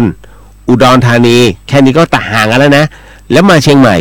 3ท่าน3รูปนี้รับรู้ข่าวสารซึ่งกันและกันได้โดยที่ไม่มีโทรศัพท์ในสมัยก่อนไม่มีโทรศัพท์เฮ้ยแล้วท่านรับรู้ได้ไงท่านก็ป่วยก็ ไปกราบท่านซะท่านจะละสังขารแล้วเฮ้ยท่านรู้ได้ไงอะหลวงปู่รูปนี้ท่านอาพาธหนักไม่มีข่าวในหน้าหนังสือพิมพ์ไม่มีอะไรเลยแล้วสุดท้ายหนึ่งในนั้นสกลนครมรณภาพตามที่ท่านบอกเป๊ะลูกศิษย์ลูกหาเนี่ยก็บอกว่าครูบาอาจารย์สมัยก่อนนั้นท่านคุยกันทางจิตฮะอันนี้เล่าสู่กันฟังนะคุณไม่ต้องเชื่อนะฮะเขาบอกว่าครูบาอาจารย์ในสมัยก่อนเนี่ยแค่นั่งกรรมฐานเนี่ยท่านคุยกันแล้วท่านรับรู้ไม่ต้องซื้อตั๋วเครื่องบินเนี่ยนะเชกเช่นนักบินขับไล่มาเจอหลวงปู่แหวนสุจินโนฮะที่ดอยแม่ปังเนี่ยเมืองพร้าวนะฮะในปี2516ถ้าจำไม่ผิด16หรือ14เนี่ยนักบินขับไล่คนหนึ่งนะฮะได้ทำการฝึกบินนะฮะตั้งแต่เรียกว่าขึ้นบินที่พิษณุโลกแล้วบินมานะฮะบินสำรวจนะฮะเป็นการฝึกบินเนี่ยมาถึงเชียงใหม่ปุ๊บแล้วก็บินกลับพิษณุโลกบิน1รอบผ่านไป2รอบผ่านไปรอบที่3แทบหักหลบแทบไม่ทันเพราะรอบที่3นะปรากฏว่านักบินท่านนี้บอกว่าเจอพระรูปหนึ่งนั่งสมาธิอยู่บนอากาศเครื่องบินผมเกือบจะชนแต่หักหลบทันนะฮะหลังจากนั้นเมื่อนักบินคนนี้นะครับนำเครื่องกลับสู่สนามบินที่จังหวัดพิษณุโลกเสร็จปุ๊บก็แน่นอนที่สุดรีบขับรถขึ้นมาหาเวลาจากพิษณุโลกขับรถมาที่กองบิน41เชียงใหม่ขับรถมาที่กองบิน41เพื่อที่จะมาถามหานะแล้วก็มาเช็คพิกัดก่อนว่าเขาเช็คพิกัดก่อนว่าพระรูปเนี้ยนะที่เห็นอยู่เนี่ยเขาไม่เคยเจอไม่เคยรับรู้เลยแล้วพิกัดตรงที่เจอตรงนี้ฮะมันอยู่ตรงไหนปรากฏว่าพิกัดนี้ชี้ไปที่อำเภอพร้าวฮะนะฮะชี้ไปที่อำเภอพร้าวก็เลยมาถามนะฮะกันในกองบิน41ว่ามีเชียงใหม่เนี่ยมีใครรู้จักพระนะฮะที่เก่งๆนะฮะแล้วก็ชราภาพที่พร้าวบ้างไหมนะไม่มีใครรู้เลยฮะจนกระทั่งมาเจอคนหนึ่งนะฮะมาเจอคนหนึ่งเนี่ยแกไปคุยให้ฟังไงว่าที่เมืองพร้าวเนี่ยน่าจะเป็นนักเลงพระไงก็ประมาณว่านายทหารคนนี้ก็ไปคุยบอกว่าที่พร้าวเนี่ยพอจะมีพระชราภาพเนี่ยดังๆบ้างไหมคนนี้เขาเลยบอกว่ามีหลวงปู่แหวนสุจินโนอยู่วัดดอยแม่ปังเท่านั้นแหละนายทหารคนนี้ก็จับรถไปเลยฮะไปที่เมืองพร้าวไปที่วัดดอยแม่ปังคุณผู้ฟังในตอนนั้นเนี่ยหลวงปู่แหวนเนี่ยฮะท่านเรียกว่าท่านก็เดินไม่ค่อยจะไหวหรอกนะฮะก็จะมีหลวงปู่หนูท่านเข็นรถเข็นนะฮะพาหลวงปู่แหวนเนี่ยเดินรอบวัดดอยแม่ปังนายทหารท่านนี้เนี่ยไปยืนรอนะฮะแล้วก็มองดูเฮ้ยรูปนี้เลยพระรูปนี้เลยใช่แล้วหลวงปู่รูปนี้เลยนะฮะแต่ในขณะนั้นนะยังไม่ได้เข้าพบนะฮะก็เลยหลวงปู่แหวนก็เลยเดินหมายถึงก็นั่งรถเข็นนะไปรอบๆเสร็จปุ๊บที่มือท่านก็สูบใบจากอยู่นะใบยาสูบอยู่เสร็จปุ๊บจนกระทั่งนายทหารท่านนี้มีโอกาสได้เข้ากราบก็เลยบอกว่าหลวงปู่ครับผมก็ขอโอโหสิหลวงปู่นะฮะหลวงปู่แหวนไม่ได้ว่าอะไรนะฮะท่านไม่ได้ว่าอะไรนะฮะผมมาขอโอโหสิหลวงปู่นะฮะเพราะว่าผมนั้นได้ขับเครื่องบินเนี่ยผ่านที่วัดของหลวงปู่ก็เจอหลวงปู่อยู่บนอากาศเลยผมแทบหักหลบไม่ทันนะฮะหลวงปู่แหวนไม่พูดสักคำนะฮะท่านไม่พูดเลยแล้วยิ้มนะฮะแล้วก็กลับเข้ากุฏิกราบโอ้ยคนนั้นซึ้งอกซึ้งใจที่ผมเล่ามาเนี่ยไม่ใช่เลยครับผมก็จะบอกว่าเนี่ยพระนะหลวงปู่ท่านเนี่ยนะเขาเรียกว่าผู้รู้ย่อมไม่พูดคือถ้าพูดปุ๊บเนี่ยเราเองปุ๊บเป็นการอวดอุตริเลย แต่หลวงปู่แหวนท่านไม่พูดท่านก็บอกว่าโอ้โยงคงตาฝาดแหละไม่ใช่อาตมาหรอกนี่ท่านก็เย้าไปนะครับแต่ท้ายสุดแล้วนายทหารก็ยังยืนยันว่าใช่ 100% ฮะเจอหลวงปู่บนฟ้าเลยนะครับก็แหมบินผ่านวัดท่านอ่ะวืดนะครับตอนนั้นผมก็ลองพูดถึงค่าตัวไงนะฮะถ้าท่านทำบุญนะฮะแล้วได้พระอย่างหลวงปู่เนี่ยมันอัพทันทีสิ่งที่คุณทำบุญไปมันอัพขึ้นค่าบุญมันเยอะขึ้นนะฮะเพราะฉะนั้นเด็กที่เคยทำแท้งไปเนี่ยนะเขาก็จะได้รับอานิสงส์ผลบุญนี้เยอะมากนะครับตัวบุญตรงนั้นแล้วตัวคุณต้องประพฤติดีด้วยนะฮะประพฤติดีจริงๆเพราะฉะนั้นเนี่ยเขาจะเริ่มคลายแล้วการที่เขาเกาะอยู่ใน10 นิ้วเนี่ยผมพูดอธิบายเสมอมันเกาะอยู่10 นิ้วเนี่ยวิญญาณเด็กเนี่ยถ้าคุณทำความดีปุ๊บแล้วมันเสพความดีอยู่เลยมันเริ่มปล่อยแล้วอย่างน้อยนิ้วก้อยกระเด็นแล้วนิ้วนางกระเด็นแล้วอย่างน้อยก็8 นิ้วแล้ววะแทนที่จะ10 นิ้วเกาะแน่นมึงยังหลวมท้ายที่สุดแล้วเมื่อคุณทำความดีครบเมื่อไหร่เนี่ยเขาเห็นในความดีแล้วบุญถึงเขาแล้วเขาไปเกิดแล้วหายแล้วครับนะฮะอันนี้น้องบอกว่าเขาไม่ค่อยทำบุญครับและเป็นคนประหยัดครับแต่จะมีเรื่องให้เสียเงินโดยใช่เหตุประจำแล้วผมจะให้เขาหาเวลาไปพบพี่เพื่อขอคำปรึกษากับพี่นะขอบคุณ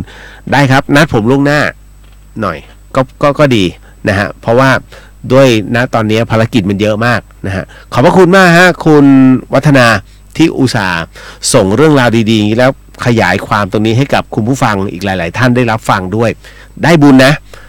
การถามนี่ไม่ใช่ว่าถามสเปซสปานะคุณคือถามมาเนี่ยแล้วมันเป็นประโยชน์กับบุคคลอื่นบุคคลใดอีกเยอะมากมายเนี่ยในเรื่องของผลกรรมผลบุญคุณได้บุญนะฮะมันเหมือนกับเป็นการตั้งกระทู้และให้คนอื่นได้เคลียร์ใจตามขอบพระคุณมากนะฮะอีกรอบหนึ่งมาเรื่องราวเรื่องสุดท้ายประจำค่ำคืนนี้นี่คือ The Hien FM 104.50 เมกะเฮิรตซ์จังหวัดเชียงใหม่และ 92.0 GFM พัทยาครับคุณฟังครับ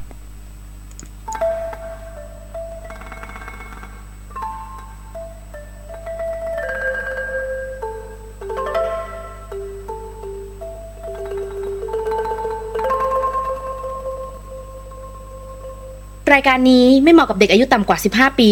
และตุ๊กแต๋วที่แฝงตัวมาหากินในพระศาสนาผู้ปกครองหรือพระผู้ใหญ่ควรพิจารณาในการรับฟัง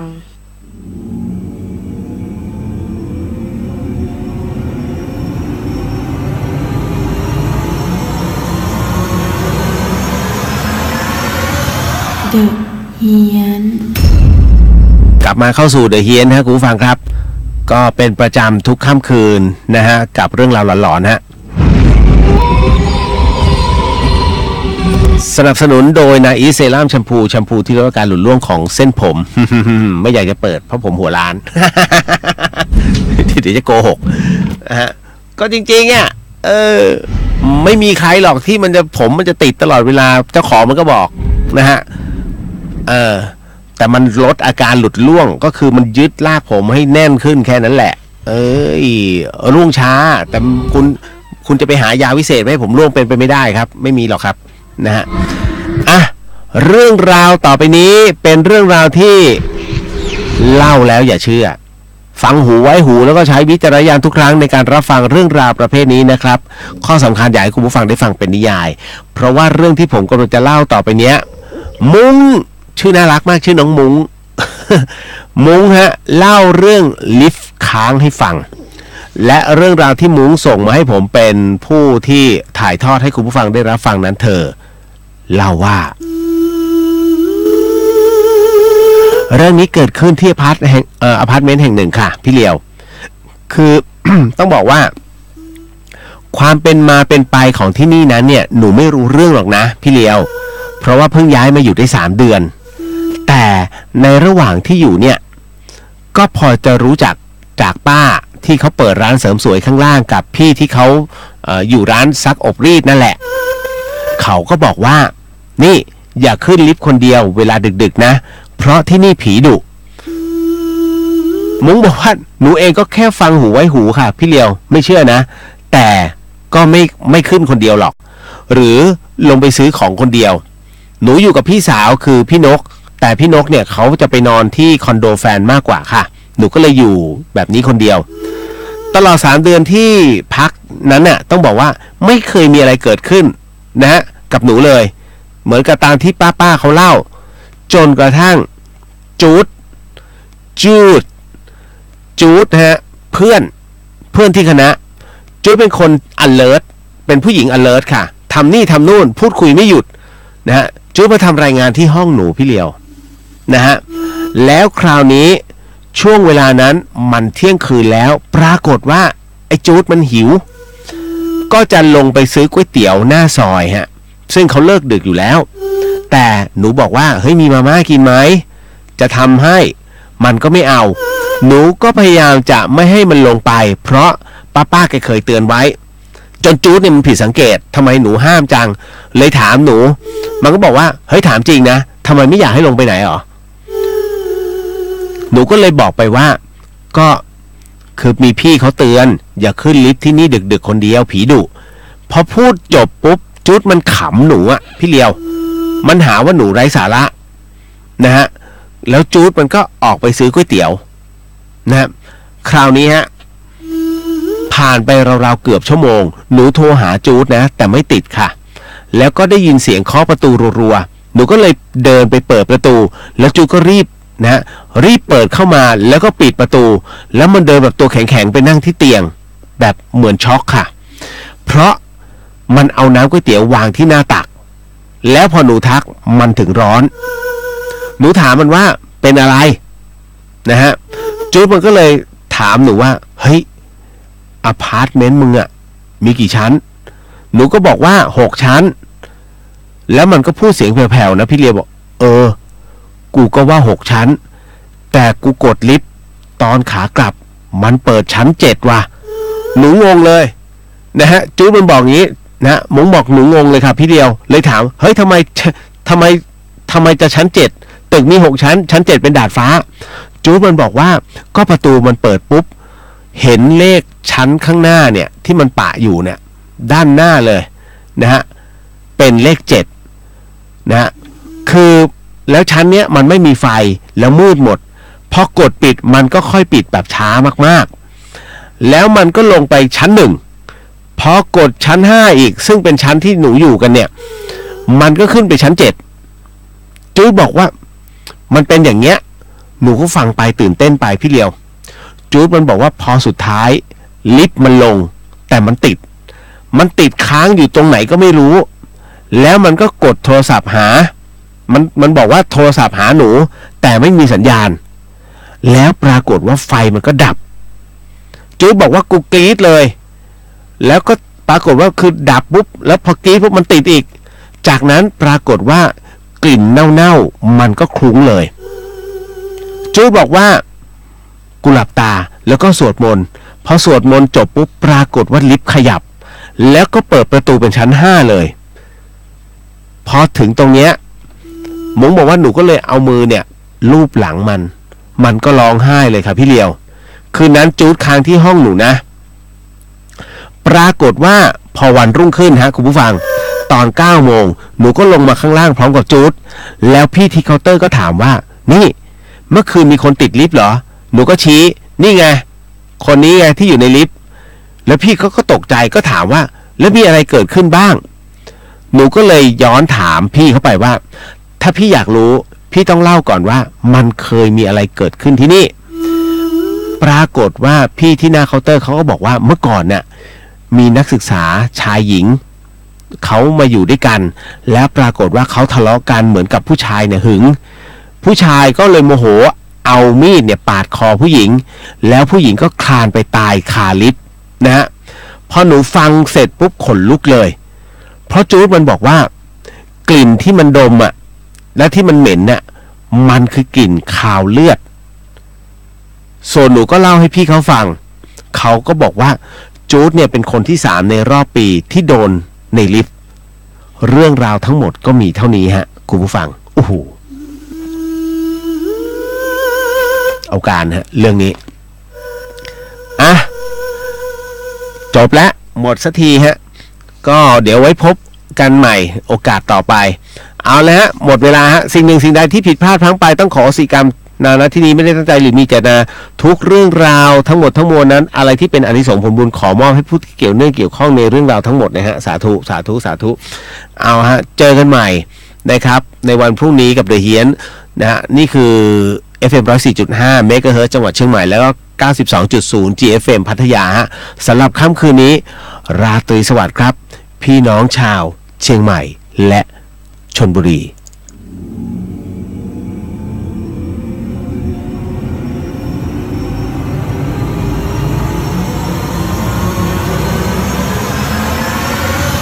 The Hian